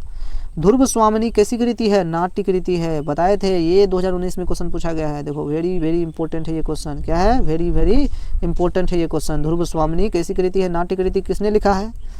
किसने लिखा है? तो जयशंकर प्रसाद जी ने लिखा है। नाट्य कृति है ध्रुव स्वामिनी, जो कि पूरा लिख लिया था। देवी प्रसाद साहू जयशंकर प्रसाद जी के कौन लगते थे? पिता लगते थे। देवी को चढ़ाओ प्रसाद, तो पिता लगते थे। देवी प्रसाद साहू जयशंकर प्रसाद जी के कौन लगते थे? पिता लगते थे। ऑप्शन नंबर क्या हो जाएगा? सी हो जाएगा। तुमुल कोलाहल कलह में शीर्षक कविता की रचयिता कौन है? तुमुल कोलाहल कलह में जयशंकर प्रसाद जी। तुम मिलो प्रसाद देंगे तो Jaishankar Prasad. Option number B हो जाएगा। कामयानी के रचयिता कौन है? तो एक ही क्वेश्चन बार बार पूछा जा रहा है। जयशंकर प्रसाद जी है। कामयानी क्या है? महाकाव्य है। तो कितना कामयानी से ही तुमुल कोलाहल कलह लिया गया है। तो ऑप्शन नंबर क्या हो जाएगा इनका? तो ए हो जाएगा। ऑप्शन नंबर ए हो जाएगा। अब चलते हैं 6 चैप्टर हम खत्म कर दिए हैं। अब चलते हैं चैप्टर 7। चैप्टर 7 का पहला क्वेश्चन है, मेरा खोया हुआ खिलौना अब तक मेरे पास ना आया। यह पंक्ति किस शीर्षक कविता से है? तो पुत्र वियोग। तो पुत्र वियोग से है। किससे है? पुत्र वियोग से। पुत्र वियोग के रचयिता कौन है? सुभद्रा कुमारी चौहान। सुभद्रा कुमारी चौहान, ठीक, सुभद्रा कुमारी चौहान। पुत्र वियोग से माँ का जीवन कैसा हो गया? सूना सूना। पुत्र अगर चला जाएगा, तो पुत्र खो जाएगा, चला जाएगा, तो वो सूना सूना हो जाएगा, पूरा नहीं रहेगा उसका पुत्रत्व। तो क्या होगा? पुत्र वियोग में माँ का जीवन कैसा हो गया था? ऑप्शन नंबर ए, सूना सूना हो गया था। ऑप्शन नंबर ए हो जाएगा। माँ किसके भय से अपने लाल को गोद से नहीं उतारती है? तो शीत के भय से, कहीं जार न लग जाए, ठंड न लग जाए हमारे बेटे को, ठीक। माँ किसके भय से अपने लाल को शीत न लग जाए गोद से नहीं उतारती है? ऑप्शन नंबर बी हो जाएगा, शीत के डर से। मैं आहसाय विवश बैठी रही, उठ गया छौना मेरा। छौना का अर्थ क्या होता है? ये भी क्वेश्चन पूछा गया है। छौना का अर्थ क्या होता है? ये भी क्वेश्चन दिखाएंगे। लेकिन यहाँ मैं आहसाय विवश बैठी रही, उठ गया छौना मेरा, यह पंक्ति किस शीर्षक कविता से है? तो पुत्र वियोग। ऑप्शन नंबर क्या हो जाएगा? सी हो जाएगा। क्या हो जाएगा? सी हो जाएगा। पुत्र वियोग शीर्षक कविता किसकी रचना है? तो सुभद्रा कुमारी चौहान जी की है। तो ऑप्शन नंबर क्या हो जाएगा? बी। ये भी 2018 में 21 में पूछा गया है, ठीक। तो 2018 और 21 में पूछा गया क्वेश्चन। बहुत इंपॉर्टेंट क्वेश्चन करवा रहे हैं आप सभी को, ठीक, बहुत इंपॉर्टेंट क्वेश्चन। अब चलते हैं क्वेश्चन नंबर 6 है, सुभद्रा कुमारी चौहान का जन्म कहाँ हुआ था? तो कानपुर में हुआ था। कहाँ हुआ था? कानपुर में हुआ था। कहाँ हुआ था? कानपुर में। तो ऑप्शन नंबर क्या लगाएंगे? क्या लगाएंगे? Option number B. कहाँ लगाएंगे? बी। सुभद्रा कुमारी चौहान को किस पार्टी का एमएलए चुना गया था? किस पार्टी का एमएलए चुना गया? तो किस पार्टी का चुना गया था? तो ये कांग्रेस पार्टी का एमएलए चुना गया था। सुभद्रा कुमारी चौहान किस पार्टी का एमएलए चुना गया था? कांग्रेस पार्टी का एमएलए चुना गया था। ऑप्शन नंबर डी हो जाएगा। सुभद्रा कुमारी चौहान किस वर्ग की कवियत्री मानी जाती है? राष्ट्रीय भाव, यानी कि राष्ट्रीय भाव की कवि थी सुभद्रा कुमारी चौहान। तो ऑप्शन नंबर क्या हो जाएगा? बी हो जाएगा। सुभद्रा कुमारी चौहान की कौन सी कृति नहीं है? तो यह प्रायश्चित नहीं है। कौन सा है? प्रायश्चित नहीं है, लेकिन नहीं बोल रहा है, यही सही हो जाएगा। बिखरे मोती सुभद्रा कुमारी चौहान की है।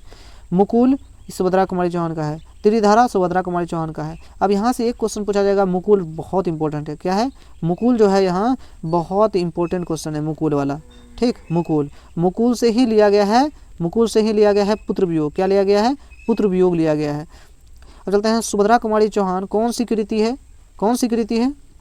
इसमें कहेंगे सभा का खेल क्या है? उनकी कृति है। ऑप्शन नंबर क्या हो जाएगा? डी हो जाएगा।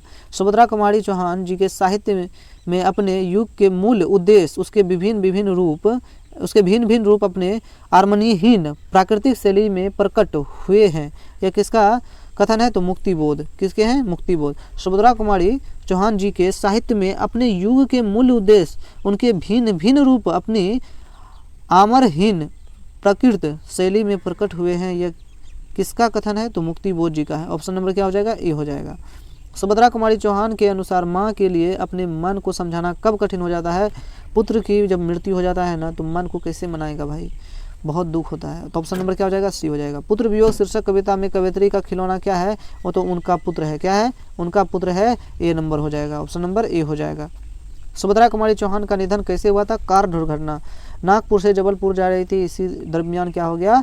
कार दुर्घटना हो गया और सुभद्रा कुमारी चौहान जी की मृत्यु हो गई। ऑप्शन नंबर क्या हो जाएगा? ए हो जाएगा। वर्ग 9 तक की पढ़ाई के बाद शिक्षा अधूरा छोड़कर कौन सी कवयित्री असहयोग आंदोलन में कूद पड़ी थी? सुभद्रा कुमारी चौहान। यानी कि राष्ट्रीय भाव की कवियत्री मानी जाती है ये सुभद्रा कुमारी चौहान। ये भी क्वेश्चन पूछा गया है। और 2022 में ये भी 9 तक की पढ़ाई के बाद शिक्षा अधूरा छोड़ गई कवियत्री कौन सी ऐसी कवियत्री थी? असहयोग आंदोलन में कूद पड़ी सुभद्रा कुमारी चौहान ही थी। सुभद्रा कुमारी चौहान का जीवन सुना सुना क्यों हो रहा था? तो उनका पुत्र असमय निधन हो गया था। असमय निधन हो गया तो ऑप्शन नंबर सी हो जाएगा। सुभद्रा कुमारी चौहान स्वयं को असहाय और विवश क्यों मानती थी, यानी असहाय क्यों मानती थी? क्योंकि पुत्र वियोग के कारण, पुत्र नहीं रहे उनके, असमय निधन हो गया।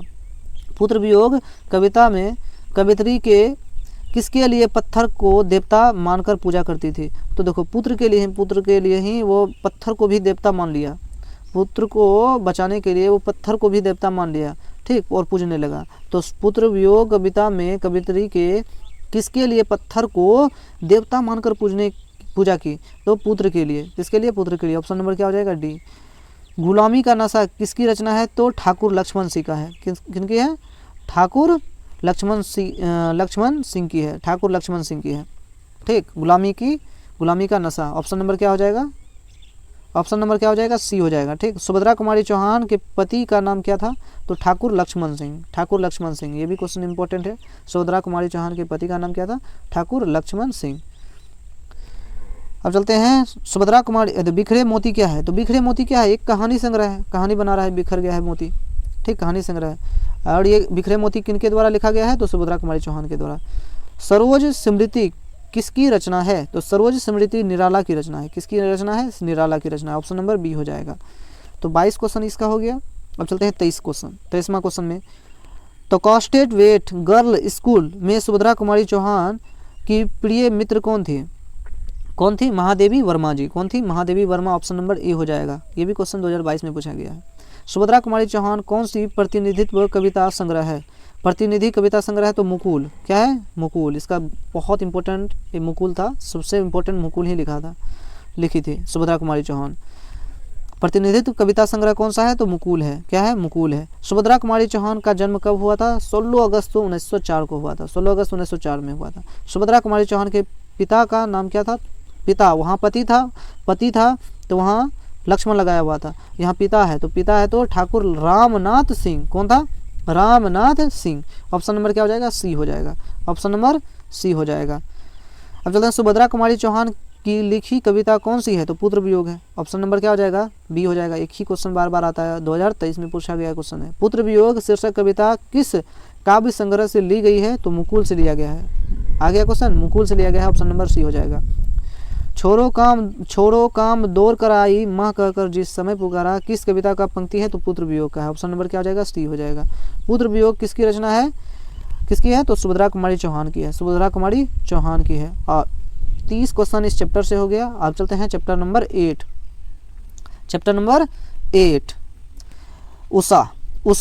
अब देखो उषा को ओस से याद रखो। ओस, ठीक। ओस शीत, मतलब उसमें बहादुर लोग रहता है तभी दौड़ता है। तो बहादुर रहेगा तभी ना, बहादुर रहेगा तभी तो उस स्रोत में जाएगा, यानी कि उषा में जाएगा। सुबह उषा किसको कहता है? सुबह जो उगता है सूर्य और लालिमा दिखाई देता है, यानी आसमान में देखोगे तो लालिमा सुबह छाई हुई रहती है, उसी को उषा कहा जाता है, ठीक। इसका लेखक है, उषा का लेखक है शमशेर बहादुर सिंह।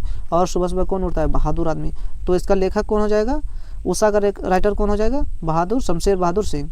तो चलते हैं पहला ये क्वेश्चन नंबर 1 का। क्वेश्चन नंबर 1 है इतने पास अपने शीर्षक का संकलन किस काव्य द्वारा लिखी गई है? तो इतने पास अपने किसने लिखा है? शमशेर बहादुर सिंह ने लिखा है। ऑप्शन नंबर डी हो जाएगा। शमशेर बहादुर सिंह ने कौन सी कविता लिखी है? उषा लिखा है। कौन लिखा है? उषा लिखा है। ऑप्शन नंबर क्या हो जाएगा? बी हो जाएगा। शमशेर बहादुर सिंह को हिंदी साहित्य में क्या कहा जाता है? तो कवियों के कवि कहे जाते हैं इसको, कवियों के कवि। ऑप्शन नंबर क्या हो जाएगा? सी हो जाएगा। कवियों के कवि किसे कहा जाता है? वही क्वेश्चन उल्टा के पूछा गया है। तो शमशेर बहादुर सिंह, ये भी 2021 और 23 में क्वेश्चन पूछा गया है। ऑप्शन नंबर डी हो जाएगा। शमशेर बहादुर सिंह की प्रतिनिधि कविताएं नामक काव्य कृति का संपादन किसने किया? तो डॉक्टर नामवर सिंह ने किया था। ऑप्शन नंबर सी हो जाएगा। उषा का जादू कब टूटता है? तो सूर्योदय हो जाता है तब उषा का जादू टूट जाता है। ऑप्शन नंबर ए हो जाएगा। शमशेर बहादुर सिंह ने किस कोष का संपादन किया था? उर्दू हिंदी कोष का संपादन किया था। ऑप्शन नंबर सी हो जाएगा। शमशेर बहादुर सिंह किस साहित्यकार के समकालीन थे? तो नागार्जुन साहित्यकार के क्या थे? शमशेर बहादुर सिंह समकालीन थे। ऑप्शन नंबर डी हो जाएगा। शमशेर बहादुर सिंह की रचना किस शतक में आनी शुरू हुई? किस शपथ में आनी शुरू हुई? तो दूसरा शपथ में शमशेर बहादुर की रचना आनी शुरू हुई। ठीक, ऑप्शन नंबर क्या हो जाएगा? बी हो जाएगा। अब क्वेश्चन नंबर 10 में चलते हैं। क्वेश्चन नंबर 10 चलते हैं। किधर, हाँ आ गया। क्वेश्चन नंबर 10, शमशेर बहादुर सिंह ने सोवियत रूस की यात्रा कब की थी? 1978 में किया था। सोवियत रूस की यात्रा 1978 में किया था। शमशेर बहादुर सिंह ने सोवियत रूस की यात्रा 1978 में किया था। अब ऐसे भी क्वेश्चन पूछेगा 1978 में सोवियत रूस की यात्रा किसने किया था? तो शमशेर बहादुर सिंह ने। ये भी क्वेश्चन इंपॉर्टेंट है बहुत, 2022 में पूछा गया है। शमशेर बहादुर सिंह की कौन सी रचना है? तो उदिता किनकी है? शमशेर बहादुर सिंह की है। ऑप्शन नंबर सी हो जाएगा। शमशेर बहादुर सिंह ने 1978 में कौन सी देश की यात्रा किया था? सोवियत रूस की। देखो ऐसे भी क्वेश्चन आ गया, तो सोवियत रूस ऑप्शन नंबर क्या हो जाएगा? बी हो जाएगा। शमशेर बहादुर सिंह ने किस स्थान से बीए किया था? किस स्थान से बीए किया था? तो इलाहाबाद से क्या किया था? बीए किया था। शमशेर बहादुर सिंह ने किस स्थान से बीए किया था? इलाहाबाद से बीए किया था। शमशेर बहादुर सिंह का संबंध किस विश्वविद्यालय से रहा? तो विक्रम विश्वविद्यालय उज्जैन से क्या रहा? संबंध रहा। शमशेर बहादुर सिंह का संबंध किस विश्वविद्यालय से रहा? तो विक्रम विश्वविद्यालय उज्जैन से रहा। ठीक, उषा कविता में प्रातः काल को किसके समान बताया गया? मतलब कि बोल रहा है उषा कविता में प्रातः काल को किसके समान बताया गया? तो नीले संख के समान बताया गया। किसके? नीले संख के समान बताया गया। ऑप्शन नंबर बी हो जाएगा। प्रकृति वर्णन से संबंधित कविता जो है एक ही मात्र उषा चैप्टर है। उषा चैप्टर जो है प्रकृति वर्णन से संबंधित कविता है। तो प्रकृति वर्णन से संबंधित कविता कौन है? उषा है। ये 2018, 2021, 2023 में क्वेश्चन पूछा गया है। वेरी वेरी इंपॉर्टेंट है ये। VVI क्वेश्चन लगा लो इसको, VVI क्वेश्चन है ये। ठीक, उषा। तो कहेंगे प्रकृति वर्णन से संबंधित कविता कौन है? उषा है। दूसरा शपथ का प्रकाशन उदय हुआ तो 1957 में हुआ था। इसका कौन हुआ था दूसरा शपथ में? शमशेर बहादुर सिंह हुआ था। कौन थे? शमशेर बहादुर सिंह। शमशेर बहादुर सिंह का जन्म कब हुआ था? 13 जनवरी 1911 को हुआ था। 13 जनवरी 1911 को हुआ था। ऑप्शन नंबर क्या हो जाएगा? ए हो जाएगा। शमशेर बहादुर सिंह की पत्नी का नाम क्या था? पत्नी का नाम था धर्म देवी। कौन थे? धर्म देवी जी। ऑप्शन नंबर क्या हो जाएगा? बी हो जाएगा। कौन सी कृति शमशेर बहादुर सिंह की है? तो काल तुझसे होड़ है मेरी। काल तुझसे होड़ है मेरी। तो काल तुझसे होड़ है मेरी ऑप्शन नंबर सी हो जाएगा। कौन सी कृति शमशेर बहादुर सिंह की है? तो काल तुझसे होड़ है मेरी ऑप्शन नंबर सी हो जाएगा। नील जल में या किसी की गोर झिलमिल दे जैसे हिल रही हो, यह पंक्ति किस शीर्षक कविता से है? तो उषा चैप्टर से है। किससे है? उषा चैप्टर से है। ठीक, ये 2022 में क्वेश्चन पूछा गया है। शमशेर बहादुर सिंह की रचना निम्न में कौन सी है? टूटी हुई बिखरी हुई। कौन सी है? टूटी हुई बिखरी हुई ऑप्शन नंबर डी हो जाएगा राइट। ये भी 2022 में क्वेश्चन पूछा गया है। प्रभातकालीन आकाश कैसा है? प्रभातकालीन आकाश कैसा था? नीले संख के जैसा। ठीक, आकाश को संख से तुलना किया गया था। किसका जादू टूटता है? तो उषा का जादू क्या होता है? टूट जाता है सूर्योदय होने के बाद। कहेगा सूर्योदय होने के बाद किसका जादू टूटता है? उषा का। ठीक, ऐसे भी पूछेगा क्वेश्चन। ऑप्शन नंबर क्या हो जाएगा? ए। क्या हो जाएगा? ए हो जाएगा। उषा शीर्षक कविता के कवि कौन है? शमशेर बहादुर सिंह है। ऑप्शन नंबर क्या हो जाएगा? डी हो जाएगा। चुका भी नहीं शमशेर बहादुर सिंह, इनके राइटर कौन है? चुका भी नहीं शमशेर बहादुर सिंह। ऑप्शन नंबर क्या हो जाएगा? सी हो जाएगा। सुकून की तलाश किनकी रचना है? शमशेर बहादुर सिंह की है। शमशेर बहादुर सिंह की है। ये 2020 में क्वेश्चन पूछा गया है। ऑप्शन नंबर क्या हो जाएगा? डी हो जाएगा राइट आंसर। शमशेर बहादुर सिंह का जन्म कहाँ हुआ था? तो देहरादून में हुआ था। कहाँ हुआ था? देहरादून में हुआ था। शमशेर बहादुर जी का जन्म कहाँ हुआ था? देहरादून में हुआ था। ऑप्शन नंबर ए हो जाएगा। फाइनली 8 चैप्टर खत्म हो गया। 8 चैप्टर खत्म हो गया है। अब चलते हैं 9वां चैप्टर, जन जन का चेहरा एक। देखो जन जन का, सब आदमी का चेहरा एक के है। क्या है? सब जितना भी आदमी है सबका चेहरा एक है, लेकिन हाथी का चेहरा, गणेश जी का चेहरा देखे, वो गणेश जी का सूर जैसा है ना, तो इसीलिए गजानंद माधव मुक्तिबोध इसके राइटर हो जाएंगे। तो जन जन का चेहरा एक के राइटर कौन हो जाएंगे? गजानन माधव मुक्तिबोध, यानी कि गजानन मतलब गणेश जी का मुंह सबसे अलग है, तो इसीलिए क्या हो गया? जन जन का चेहरा एक। तो चेहरा एक है किसका? गजानन जी का चेहरा एक ही है, उसके जैसा किसी का चेहरा नहीं है। ठीक, तो इसीलिए हो जाएगा इसका राइटर गजानन माधव मुक्तिबोध। अब प्रश्न संख्या 1 है, मुक्तिबोध का पूरा नाम क्या था? तो क्या था मुक्तिबोध का पूरा नाम? गजानन माधव मुक्तिबोध। ऑप्शन नंबर क्या हो जाएगा? सी हो जाएगा। दानव दुरात्मा एक, मानव की आत्मा एक, यह पंक्ति किस शीर्षक कविता की है? तो जन जन का चेहरा एक। ऑप्शन नंबर क्या हो जाएगा? ए हो जाएगा। मुक्तिबोध ने MA किस विषय से किया था? तो हिंदी विषय से किया था MA। ऑप्शन नंबर क्या हो जाएगा? ए हो जाएगा। सारा क्वेश्चन पूछा हुआ है 2023 में। फिर 2021 का क्वेश्चन है, मुक्तिबोध का जन्म स्थल कहाँ था? तो कहाँ था? स्वयंपुर। कहाँ था? स्वयंपुर। ऑप्शन नंबर क्या हो जाएगा? बी हो जाएगा। हिंदी साहित्य में गजानन माधव मुक्तिबोध का उदय कैसे कवि के रूप में हुआ था? तो प्रयोगवादी कवि के रूप में हुआ था गजानन माधव मुक्तिबोध का उदय। ऑप्शन नंबर क्या हो जाएगा? ए हो जाएगा। काठ का सपना किसके द्वारा लिखी गई है? तो गजानन माधव मुक्तिबोध के द्वारा। ऑप्शन नंबर ए हो जाएगा। फिर जन जन का चेहरा एक शीर्षक कविता में किसकी रचना है? तो गजानन माधव मुक्ति का रचना है। तो ऑप्शन नंबर क्या हो जाएगा? बी हो जाएगा। ये भी पूछा गया है 2018 में, 2019 में। गजानन माधव मुक्तिबोध का जन्म कहाँ हुआ था? तो छत्तीसगढ़ में हुआ था। कहाँ हुआ था? छत्तीसगढ़ में हुआ था। ऑप्शन नंबर क्या हो जाएगा? सी हो जाएगा। ऑप्शन नंबर सी हो जाएगा। मुक्तिबोध ने किस विश्वविद्यालय से एमए किया था? कहाँ से किया था?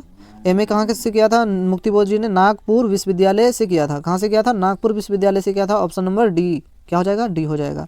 मुक्तिबोध ने नागपुर से निकलने वाले किस पत्र का संपादन किया था? तो नया खून का संपादन किया था। ऑप्शन नंबर क्या हो जाएगा? सी हो जाएगा। मुक्तिबोध ने दिग्विजय महाविद्यालय राजनांदगांव में प्राध्यापक के पद पर कब से काम करना आरंभ किया था? कब से आरंभ किया था काम करना? तो 1998 में। कहाँ? 58 ईस्वी में। ऑप्शन नंबर क्या हो जाएगा? बी हो जाएगा। मुक्तिबोध ने नागपुर के प्रकाशन तथा सूचना विभाग में किस रूप से नौकरी की? तो पत्रकार के रूप से नौकरी की। पत्रकार के रूप से नौकरी की। ऑप्शन नंबर ए हो जाएगा। मुक्तिबोध निराला किस तरह के कवि हैं? तो क्रांतिकारी कवि थे। ऑप्शन नंबर क्या हो जाएगा? सी हो जाएगा। मुक्तिबोध के कविता संग्रह का नाम क्या है? चांद का मुंह टेढ़ा। चांद का मुंह टेढ़ा मुक्तिबोध के कविता संग्रह का नाम है। ऑप्शन नंबर क्या हो जाएगा? बी हो जाएगा। नील नदी, अमेजन नदी और मसेरी नदी में वेदना से गाती हुई बहाती हुई जिंदगी की धारा एक, यह पंक्ति किस शीर्षक कविता से है? तो जन जन का चेहरा एक। ऑप्शन नंबर क्या हो जाएगा? सी। क्या हो जाएगा? सी हो जाएगा। अब चलते हैं इधर, इसका हो गया पूरा 15 क्वेश्चन था इसका। और भी है, देखते हैं। हाँ, और भी इधर क्वेश्चन है। 16वां क्वेश्चन देखते हैं। मुक्तिबोध के अनुसार ज्वाला कहाँ उठती है? तो ज्वाला जनता में उठती है। जनता से ज्वाला उठती है। ठीक।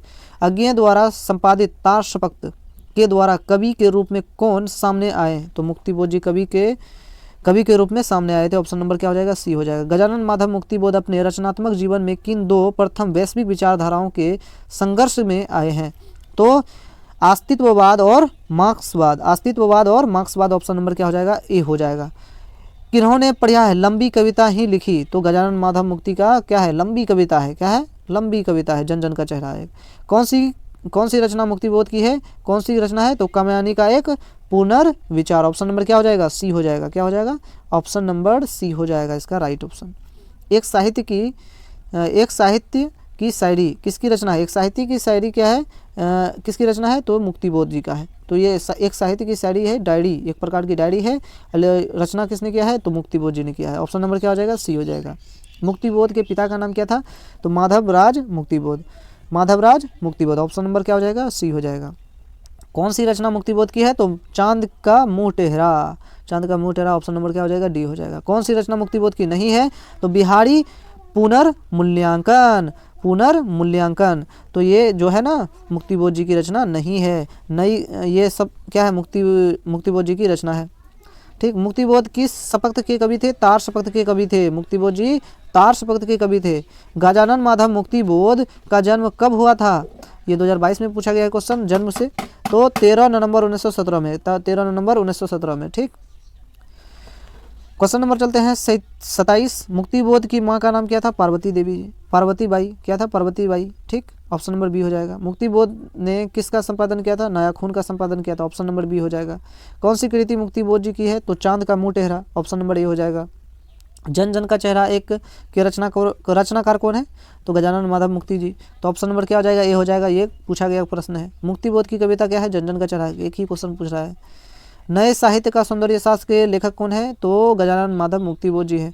कामयानी एक पुनर्विचार के रचनाकार कौन है? मुक्तिबोध जी हैं। ऑप्शन नंबर सी हो जाएगा। फाइनली चैप्टर 9 भी खत्म हो गया। अब चलते हैं चैप्टर 10 अधिनायक। क्या? अधिनायक। तो अधिनायक चैप्टर है। तो पहला क्वेश्चन है हरचरना किस कविता का पात्र है? तो हरचरना जो है ना अधिनायक चैप्टर का पात्र है। ठीक। रघुवीर सहाय। ऑप्शन नंबर क्या हो जाएगा उसका? सी। रघुवीर सहाय के पिता क्या थे? रघुवीर सहाय के पिता क्या थे? तो शिक्षक थे। क्या थे? शिक्षक यानी टीचर थे। ऑप्शन नंबर क्या हो जाएगा? सी हो जाएगा। रघुवीर सहाय को उनकी किस कृति की साहित्य अकादमी पुरस्कार मिला था? कौन सी कृति के लिए रघुवीर सहाय जी को साहित्य अकादमी पुरस्कार मिला था? तो लोग भूल गए। ऑप्शन नंबर क्या हो जाएगा? सी हो जाएगा। और लोग भूल गए, इस कृति के लिए रघुवीर सहाय जी को साहित्य अकादमी पुरस्कार मिला था। साहित्य अकादमी पुरस्कार मिला था, लोग भूल गए। डरा हुआ मन बेमन जिसका बाजा रोज बजाता है, तो ये पंक्ति किस शीर्षक कविता की है? तो अधिनायक है। बी नंबर हो जाएगा, अधिनायक का है। किसका है? अधिनायक चैप्टर का है। अधिनायक कैसी कविता है? अधिनायक कैसी कविता है? तो व्यंग कविता है। कैसी कविता है? व्यंग कविता है।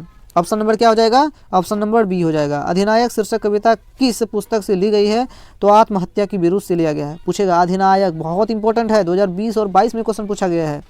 तो अधिनायक शीर्षक कविता किस पुस्तक से लिया गया है? तो आत्महत्या के विरुद्ध एक पुस्तक है, उसी से अधिनायक लिया गया है।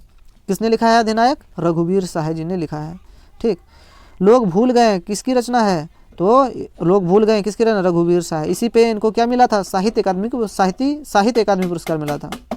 साहित्य अकादमी पुरस्कार मिला था। तो लोग भूल गए, साहित्य अकादमी पुरस्कार मिला था, लोग भूल गए पर किनको? रघुवीर सहाय जी को 2020 में क्वेश्चन पूछा गया है। ऑप्शन नंबर क्या हो जाएगा इनका? डी हो जाएगा।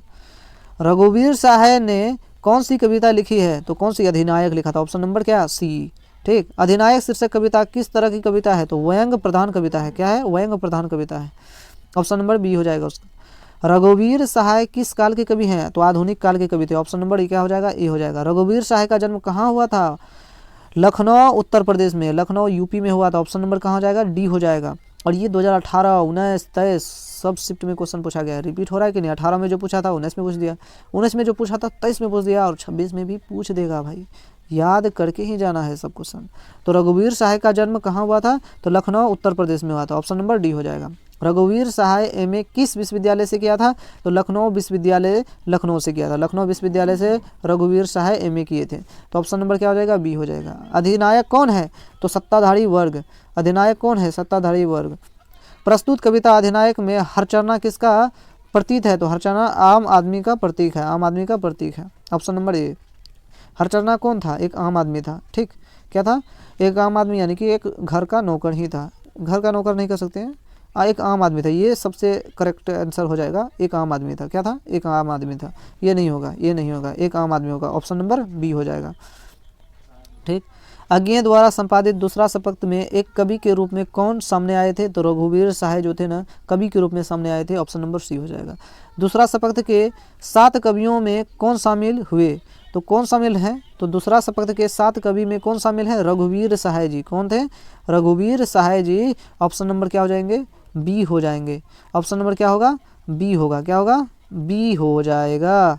अब चलते हैं क्वेश्चन नंबर, चलते हैं 18। Question number 18। अधिनायक, अधिनायक शीर्षक कविता किस पर व्यंग है? तो किस पर व्यंग है? समकालीन राजनीति पर व्यंग है। समकालीन राजनीति पर व्यंग है। ऑप्शन नंबर ए। रघुवीर सहाय किस शतक में एक कवि के रूप में शामिल हुए थे? दूसरा शतक में कवि के रूप में क्या हुए थे? शामिल हुए थे। ऑप्शन नंबर बी हो जाएगा। लिखने के कारण शीर्षक निबंध किस लेखन की रचना है? तो रघुवीर सहाय की रचना है। ऑप्शन नंबर डी हो जाएगा। राष्ट्रीय त्योहार के दिन हरचरना क्या पहने हुए थे? फटा सोतन्ना कपड़ा पहना हुआ था। ठीक। ऑप्शन नंबर डी हो जाएगा, राइट ऑप्शन। निम्नलिखित में कौन सी रचना रघुवीर सहाय की है? तो वे लोग भूल गए हैं। तो वे लोग भूल गए हैं। तो ऑप्शन नंबर सी हो जाएगा इसका राइट आंसर। रघुवीर सहाय नई दिल्ली से निकलने वाले किस अखबार के विशेष संवाददाता थे? तो बोल रहा है रघुवीर सहाय नई दिल्ली से निकलने वाले किस अखबार के विशेष संवाददाता थे? तो नवभारत टाइम्स। ऑप्शन नंबर ए हो जाएगा। रघुवीर सहाय किस समाचार साप्ताहिक के प्रधान संपादक थे? तो दिनमान साप्ताहिक क्या थे? समाचार पत्र के क्या थे? संपादक थे। तो रघुवीर सहाय किस समाचार साप्ताहिक के प्रधान संपादक थे? तो दिनमान साप्ताहिक के प्रधान संपादक थे। कौन थे? रघुवीर सहाय जी। ऑप्शन नंबर क्या हो जाएगा? ए हो जाएगा। दिल्ली मेरा प्रदेश किनकी रचना है? रघुवीर सहाय जी का। ये क्या है? निबंध है। दिल्ली मेरा प्रदेश ये निबंध है। आत्महत्या के विरुद्ध क्या है? तो ये कविता है। आत्महत्या के विरुद्ध क्या है? कविता है। ऑप्शन नंबर क्या हो जाएगा? सी हो जाएगा। रघुवीर सहाय का जन्म कब हुआ था? 9 दिसंबर 1929 में हुआ था। ऑप्शन नंबर ए हो जाएगा। ये क्वेश्चन 2021 में पूछा गया है। रघुवीर सहाय का पिताजी का नाम क्या था? हरदेव सहाय। ऑप्शन नंबर बी हो जाएगा। ये 2021 में पूछा गया है। रघुवीर सहाय का जन्म स्थल कौन सा है? मतलब कौन सा है, तो लखनऊ में हुआ था। जन्म कहाँ हुआ था रघुवीर शाह जी का, लखनऊ में हुआ था। ऑप्शन नंबर बी हो जाएगा। कौन सी कृति रघुवीर शाह की है, तो सीढ़ियों पर धूप में, सीढ़ियों पर धूप में, ऑप्शन नंबर डी हो जाएगा। अधिनायक के रचयिता कौन है, तो रघुवीर शाह जी हैं, ऑप्शन नंबर बी हो जाएगा। हंसो हंसो जल्दी हंसो को कवि हैं, तो हंसो हंसो जल्दी हंसो कौन लिखा है, तो रघुवीर शाह जी ने लिखा है, ए नंबर हो जाएगा ऑप्शन। रघुवीर शाह किस के प्रधान संपादक थे, तो किसके प्रधान संपादक थे, दिनमान के प्रधान संपादक थे, ऑप्शन नंबर बी। रघुवीर शाह किस कृति के रचनाकार हैं, कुछ पाते देखो कुछ पते और कुछ चिट्ठियों के, कुछ पते और कुछ चिट्ठियों के लेखक कौन है, तो रघुवीर शाह जी। कौन है, रघुवीर Shah ji, option number D. रघुवीर शाह किस सदी के रचनाकार है, तो 20वीं सदी के क्या थे, रचनाकार थे, ऑप्शन नंबर क्या हो जाएगा, बी हो जाएगा। ऑप्शन नंबर क्या हो जाएगा, बी हो जाएगा। अब चलते हैं, 10 चैप्टर खत्म कर दिए, 10वां चैप्टर भी खत्म हो गया और 11वां चैप्टर में चलते हैं, सारा क्वेश्चन सॉल्व करते हैं। ठीक है, 11वां चैप्टर प्यारे नन्हे बेटे, प्यारे नन्हे बेटे। अब देखो बेटे, विनोद एकदम विनोद था, एक लड़का प्यारा था, नन्हा था, विनोद कुमार शुक्ल, विनोद कुमार शुक्ल ने इनकी रचना किया है। प्यारे नन्हे बेटे की रचना कौन किया है, विनोद कुमार शुक्ल ने। तो विनोद कुमार शुक्ल को 1999 ईस्वी में कौन सा पुरस्कार मिला था, तो कौन सा, साहित्य अकादमी पुरस्कार मिला था, ऑप्शन नंबर क्या हो जाएगा, बी हो जाएगा। वेरी वेरी इंपॉर्टेंट, 2023 में 20 में क्वेश्चन इससे पूछा गया है। विनोद कुमार शुक्ल का जन्म स्थान कहाँ था, तो राजनांदगांव छत्तीसगढ़ में हुआ था, ऑप्शन नंबर क्या हो जाएगा, बी हो जाएगा। ये भी 2023 में क्वेश्चन पूछा गया है। विनोद कुमार शुक्ल का निवास स्थान कहाँ था, तो कहाँ था, रायपुर छत्तीसगढ़ में। जन्म हुआ था राजनांदगांव छत्तीसगढ़ में, लेकिन रायपुर छत्तीसगढ़ में ये रहने लगे थे, निवास करते थे, ऑप्शन नंबर बी हो जाएगा। विनोद कुमार शुक्ल ने कौन सी कविता लिखी, तो प्यारे नन्हे बेटे, क्या लिखे थे, प्यारे नन्हे बेटे, ऑप्शन नंबर बी हो जाएगा। रघुवीर साहित्य स्मृति पुरस्कार विनोद कुमार शुक्ल को कब प्रदान किया गया था, रघुवीर साहित्य स्मृति पुरस्कार 1992 में किया गया था, इसको दिया गया था 1992 में दिया गया था। रघुवीर साहित्य स्मृति पुरस्कार विनोद कुमार शुक्ल को दिया गया था 1992 ईस्वी में, ऑप्शन नंबर सी हो जाएगा, ऑप्शन नंबर सी हो जाएगा, राइट। 1999 में विनोद कुमार शुक्ल को कौन सा पुरस्कार प्रदान किया गया था, तो साहित्य अकादमी पुरस्कार 1999 में, ऑप्शन नंबर क्या हो जाएगा, सी हो जाएगा। विनोद कुमार शुक्ल का पहला कविता संग्रह लगभग जय हिंद पहचान सीरीज के अंतर्गत कब प्रकाशित किया गया, 1971 में लगभग जय हिंद को प्रकाशित किया गया 1971 में, ऑप्शन नंबर क्या हो जाएगा, बी हो जाएगा। विनोद कुमार शुक्ल विश्वविद्यालय में एसोसिएट प्रोफेसर रहे हैं, तो इंदिरा गांधी कृषि विश्वविद्यालय में एसोसिएट प्रोफेसर रहे थे विनोद कुमार शुक्ल जी। ठीक, ऑप्शन नंबर क्या हो गया, सी। विनोद कुमार शुक्ल का पहला कविता संग्रह कौन सा था, लगभग जय हिंद, ये 1971 में इसका प्रकाशित हुआ था, और लगभग जय हिंद, ऑप्शन नंबर क्या हो जाएगा, डी हो जाएगा। प्यारे नन्हे बेटे को कविता किस शैली में लिखी गई है, तो वार्तालाप शैली में लिखा गया है, वार्तालाप शैली में लिखा गया है प्यारे नन्हे बेटे, ऑप्शन नंबर क्या हो जाएगा, बी।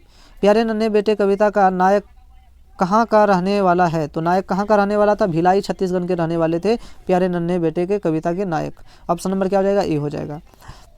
विनोद कुमार शुक्ल 20वीं सदी के किस दशक में एक कविता के रूप में सामने आए थे, 7वें और 8वें दशक में कविता के रूप में क्या आए थे, सामने आए थे, ऑप्शन नंबर क्या हो जाएगा, सी हो जाएगा।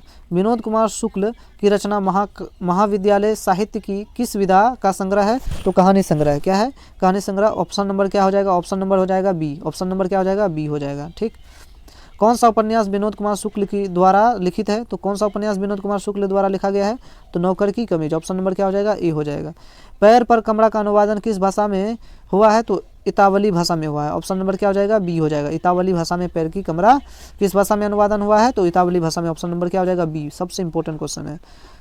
अब चलते हैं आगे, क्वेश्चन नंबर 16, कौन सी कृति विनोद कुमार शुक्ल की है, तो कौन सी कृति विनोद कुमार शुक्ल की है, तो सब कुछ बचा रहेगा, सब कुछ बचा रहेगा, ऑप्शन नंबर सी हो जाएगा। निम्न में कौन कविता संकलन विनोद कुमार शुक्ल का है, तो यह आदमी नया गरम कोट पहनकर चला गया विचार की तरह, ऑप्शन नंबर क्या हो जाएगा, ए हो जाएगा, ऑप्शन नंबर क्या हो जाएगा, ए हो जाएगा। यह आदमी नया गरम कोट पहनकर चल गया विचार की तरह, इनसे ही लिया गया है क्या, प्यारे नन्हे बेटे, ऑप्शन नंबर क्या हो जाएगा, ए हो जाएगा। एक तार स्नेह का लंबा लकड़ी के 2 खंभे पर तना बांध हुआ बाहर, यह पंक्ति किस शीर्षक कविता से उद्धित है, तो यह प्यारे नन्हे बेटे, ऑप्शन नंबर क्या हो जाएगा, सी हो जाएगा। विनोद कुमार शुक्ल का जन्म कहाँ हुआ था? छत्तीसगढ़ में हुआ था, ऑप्शन नंबर डी हो जाएगा। ठीक, विनोद कुमार शुक्ल का जन्म कहाँ हुआ था, नहीं कब हुआ था, तो कहाँ हुआ था? छत्तीसगढ़ में हुआ था, लेकिन कब हुआ था? 1 जनवरी 1937 में हुआ था, 1 जनवरी 1937 में हुआ था, ऑप्शन नंबर ए हो जाएगा। प्यारे नन्हे बेटे को शीर्षक कविता किस कविता संकलन से संकलित है? तो वह आदमी नया गरम कोट पहनकर चल गया विचार की तरह, इससे ही प्यारे नन्हे बेटे लिया गया है। ये बहुत इंपॉर्टेंट क्वेश्चन है, 2022 में पूछा गया है, तो ऑप्शन नंबर क्या हो जाएगा? डी हो जाएगा। अच्छा, मेहनत कश और औरत का कवि ने किस रूप में देखा है? तो मेहनत कश और औरत को कवि ने किस रूप में देखा था? लोहा के रूप में देखा था। किस रूप में? लोहा के रूप में। कौन सी कृति विनोद कुमार शुक्ल की है? तो दीवार में एक खिड़की रहती थी, दीवार में एक खिड़की रहती थी, ऑप्शन नंबर ए हो जाएगा। विनोद कुमार शुक्ल की किस कृति पर मणिकौल ने फिल्म बनाई थी? मणिकौल ने किस कृति पर विनोद कुमार शुक्ल की फिल्म बनाई थी? तो नौकर की कमीज, नौकर की कमीज पर एक फिल्म बना दी थी मणिकौल की फिल्म। ठीक, ऑप्शन नंबर सी हो जाएगा। पत्नी बिटिया को क्या करती है? तो समझाती है। तो पत्नी जो होती है ना समझाती है, और जो होता है ना पिता क्या करता है? सिखाता है। पिता क्या करती है? पिता क्या करता है? सिखाता है। तो बिटिया को पिता क्या करता है? सिखाता है, और पत्नी क्या करती है? समझाती है। ये पूछा जाता है, क्वेश्चन पूछा जाता है, इसीलिए याद रखना भाई।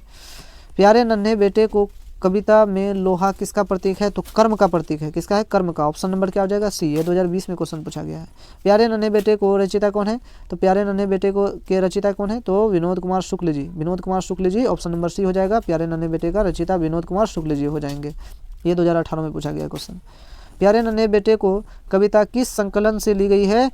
तो वह आदमी नया गरम कोट पहनकर चला गया विचार की तरह, ऑप्शन नंबर क्या हो जाएगा? ए नंबर हो जाएगा, ऑप्शन नंबर ए। नौकर की कमीज क्या है? तो नौकर की कमीज एक उपन्यास है, ऑप्शन नंबर क्या हो जाएगा? डी हो जाएगा। अब चलते हैं 11 चैप्टर हमने ख़त्म कर दिया, और चलते हैं 12वां चैप्टर, जिसका नाम है हार जीत। क्या है? हार जीत। अब चलते हैं हार जीत।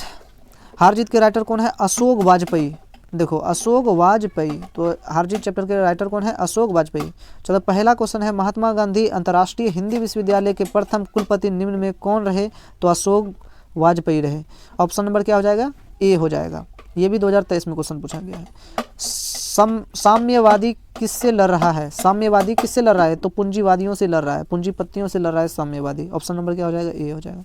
अशोक वाजपेयी ने राज्य की सेवा किस रूप में की? राज्य की सेवा किस रूप में की? भारतीय प्रशासनिक सेवा के रूप में किया।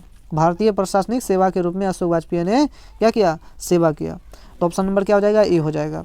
अशोक वाजपेयी का मूल निवास स्थान कहाँ था? तो सागर मध्य प्रदेश, सागर मध्य प्रदेश, मध्य प्रदेश के सागर में तो मूल निवास हुआ था अशोक वाजपेयी जी का। ऑप्शन नंबर ए हो जाएगा। किसकी विजय हुई? सेना की हुई या नागरिकों की? पंक्ति किस पार्ट से ली गई है? यह पंक्ति जो है ना किस पार्ट से ली गई है? तो हार जीत चैप्टर से लिया गया है। ठीक, ऑप्शन नंबर ए हो जाएगा। कहीं नहीं वहीं कविता संकलन यानी कि संग्रह किसके द्वारा रचित है? तो अशोक वाजपेयी द्वारा है। किसके द्वारा? अशोक वाजपेयी। ऑप्शन नंबर क्या हो जाएगा? बी। 2021 में क्वेश्चन पूछा गया है। अशोक वाजपेयी ने कौन सी कविता लिखी है? तो हार जीत। ऑप्शन नंबर क्या हो जाएगा? बी हो जाएगा। अशोक वाजपेयी की माँ का क्या नाम था? तो बताएंगे निर्मला देवी। क्या था? निर्मला देवी। ऑप्शन नंबर क्या हो जाएगा? सी हो जाएगा, निर्मला देवी। अशोक वाजपेयी जी की जो माँ थी उनकी क्या नाम था? तो उनका था नाम निर्मला देवी जी। ऑप्शन नंबर सी हो जाएगा। अशोक वाजपेयी का जन्म कहाँ हुआ था? दुर्गा, छत्तीसगढ़ में हुआ था। ऑप्शन नंबर क्या हो जाएगा? बी हो जाएगा। हार जीत कविता वाजपेयी के लिए कविता संकलन से लिया गया है। तो हार जीत कहाँ से? कहीं नहीं वहीं से लिया गया है। अब ये भी क्वेश्चन बहुत इंपॉर्टेंट है, हार जीत कौन सी कविता से लिया गया है? तो कहीं नहीं वहीं से लिया गया है, कहीं नहीं वहीं से लिया गया है। ऑप्शन नंबर ए हो जाएगा। अशोक वाजपेयी ने किस विश्वविद्यालय से बीए किया था? तो सागर विश्वविद्यालय से इन्होंने क्या किया था? बीए किया था। अशोक वाजपेयी ने किस कॉलेज से एमए किया था? तो ये सेंट स्टीफेंस कॉलेज दिल्ली से किया था MA. Saint Stephen's College Delhi से किया था एमए। ऑप्शन नंबर क्या हो जाएगा? बी हो जाएगा। हार जीत शीर्षक कविता किस प्रकार की रचना है? तो गद्य कविता है। क्या है? गद्य कविता है। क्या है? गद्य कविता। पहला एक गद्य कविता है हार जीत। ये भी 2022 में 2023 में क्वेश्चन पूछा गया है। ऑप्शन नंबर क्या हो जाएगा? ए हो जाएगा। अशोक वाजपेयी किस विश्वविद्यालय के कुलपति रह चुके हैं? अशोक वाजपेयी किस विश्वविद्यालय के कुलपति रह चुके हैं? तो महात्मा गांधी अंतर्राष्ट्रीय हिंदी विश्वविद्यालय से हिंदी विश्वविद्यालय के क्या रहे? तो कुलपति रहे। तो महात्मा गांधी अंतर्राष्ट्रीय हिंदी विश्वविद्यालय के कुलपति रहे। ऑप्शन नंबर क्या हो जाएगा? बी हो जाएगा। क्या हो जाएगा? बी हो जाएगा।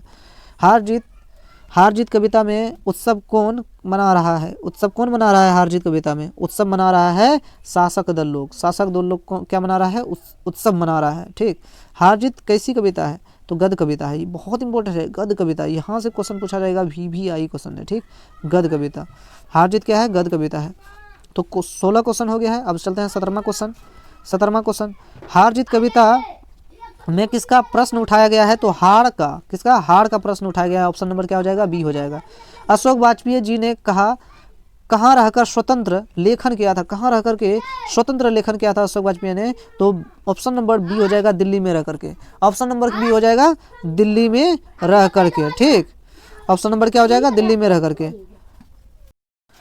कौन सी रचना अशोक वाजपेयी की है, उम्मीद का दूसरा नाम, क्या है, उम्मीद का दूसरा नाम। ऑप्शन नंबर क्या हो जाएगा, बी हो जाएगा। एक पतंग अनंत में किसकी रचना है, तो अशोक वाजपेयी जी का। ऑप्शन नंबर क्या हो जाएगा, ए हो जाएगा। क्या हो जाएगा, ए हो जाएगा।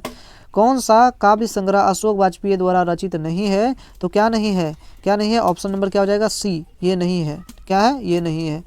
तत्पुरुष कौन, किसकी रचना है, तत्पुरुष जो है ना, कौन लिखा है, तो अशोक वाजपेयी द्वारा लिखा गया है। ऑप्शन नंबर क्या हो जाएगा, डी हो जाएगा।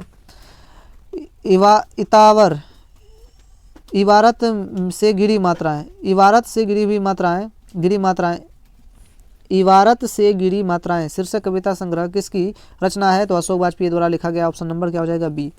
वे उत्सव मना रहे हैं, इनमें से वे किसके लिए आया है, ये किसके लिए आया है, तो नागरिकों के लिए। किसके लिए, नागरिकों के लिए। ऑप्शन नंबर क्या हो जाएगा, डी हो जाएगा। महाकाव्यला क्या है, नहीं, हाँ, मशक वाला क्या कर रहा है, तो मशक वाला क्या कर रहा था, सड़क को सींच रहा था। मशक वाला सड़क को सींच रहा है। ऑप्शन नंबर ए हो जाएगा। अशोक वाजपेयी का जन्म कब हुआ था, तो 16 जनवरी 1941 में हुआ था। 16 जनवरी 1941, ऑप्शन नंबर ए हो जाएगा। अशोक वाजपेयी के पिता का नाम क्या था, परमानंद वाजपेयी। परमानंद वाजपेयी, ऑप्शन नंबर बी हो जाएगा। कौन सी कृति अशोक वाजपेयी की नहीं है, कौन सी कृति नहीं है इसमें, तो कोणार्क नहीं है। कोणार्क नहीं है, ये नहीं है, लेकिन नहीं बोल रहा है तो यही सही हो जाएगा, ऑप्शन नंबर सी। लेकिन ये सब है, क्या है, ये है, ठीक। तो कोणार्क नहीं है, यही सही हो जाएगा। क्या हो जाएगा, ऑप्शन नंबर क्या हो जाएगा इसका, सी हो जाएगा। ऑप्शन नंबर क्या हो जाएगा, सी हो जाएगा। कौन सी कृति अशोक वाजपेयी की है, तो कवि कहा गया, तो कवि कह गया, तो कवि कह गया। ऑप्शन नंबर क्या हो जाएगा, डी हो जाएगा। हार जीत कविता के रचयिता कौन है, तो अशोक वाजपेयी जी। ऑप्शन नंबर क्या हो जाएगा, ए हो जाएगा। ये 18 में 23 में क्वेश्चन पूछा गया है।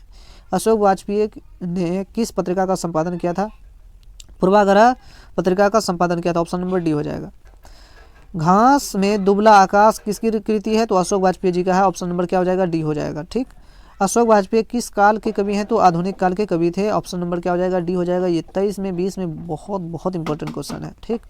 अब चलते हैं आगे चलते हैं। तो 12 चैप्टर खत्म कर दिए, लास्ट चैप्टर बचा है गाँव का घर।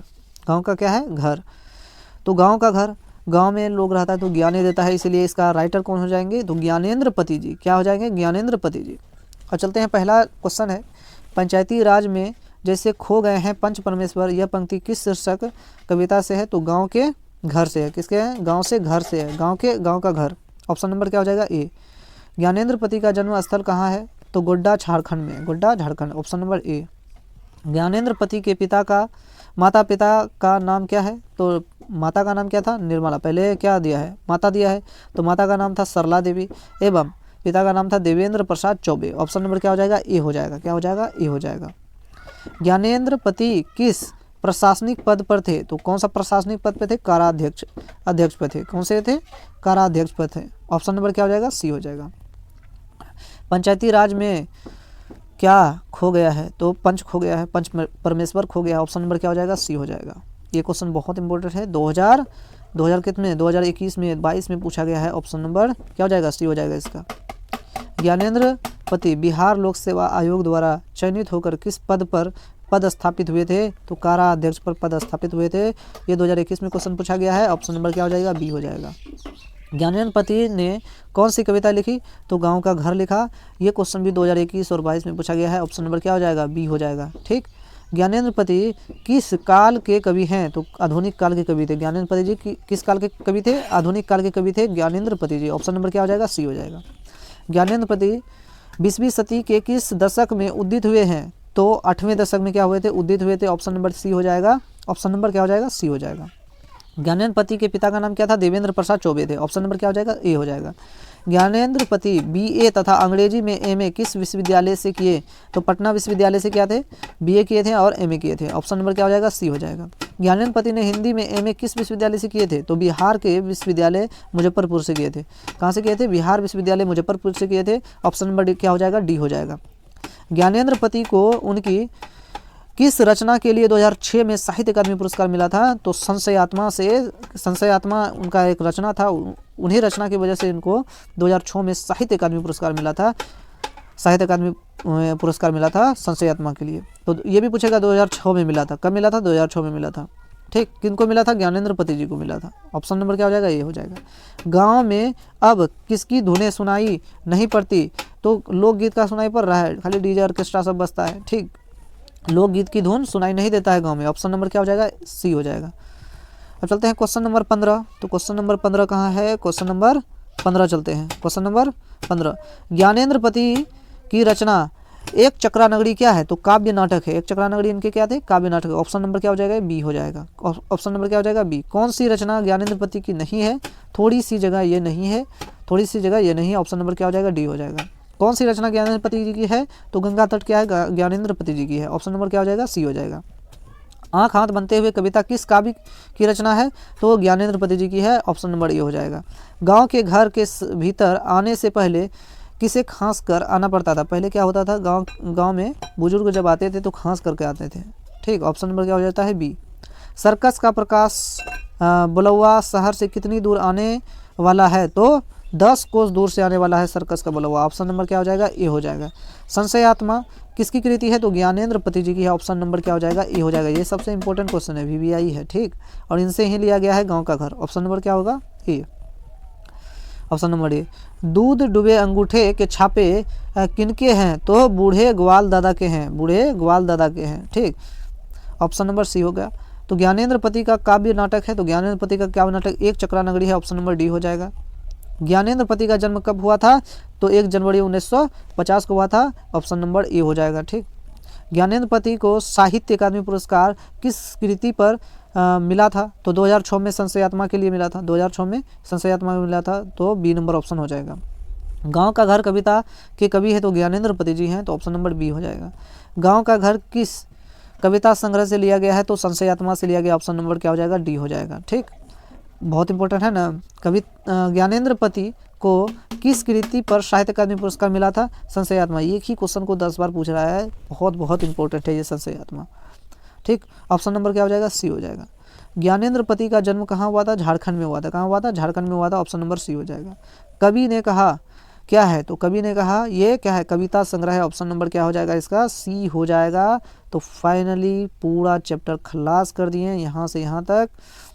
तो अगर वीडियो अच्छा लगा हो तो एक लाइक, सब्सक्राइब और कमेंट जरूर कीजिएगा, और एग्ज़ाम में जाके फोड़ दीजिए। मतलब यहाँ से बाहर नहीं आएगा, मतलब यहीं से क्वेश्चन आएगा। तो thank you so much everyone.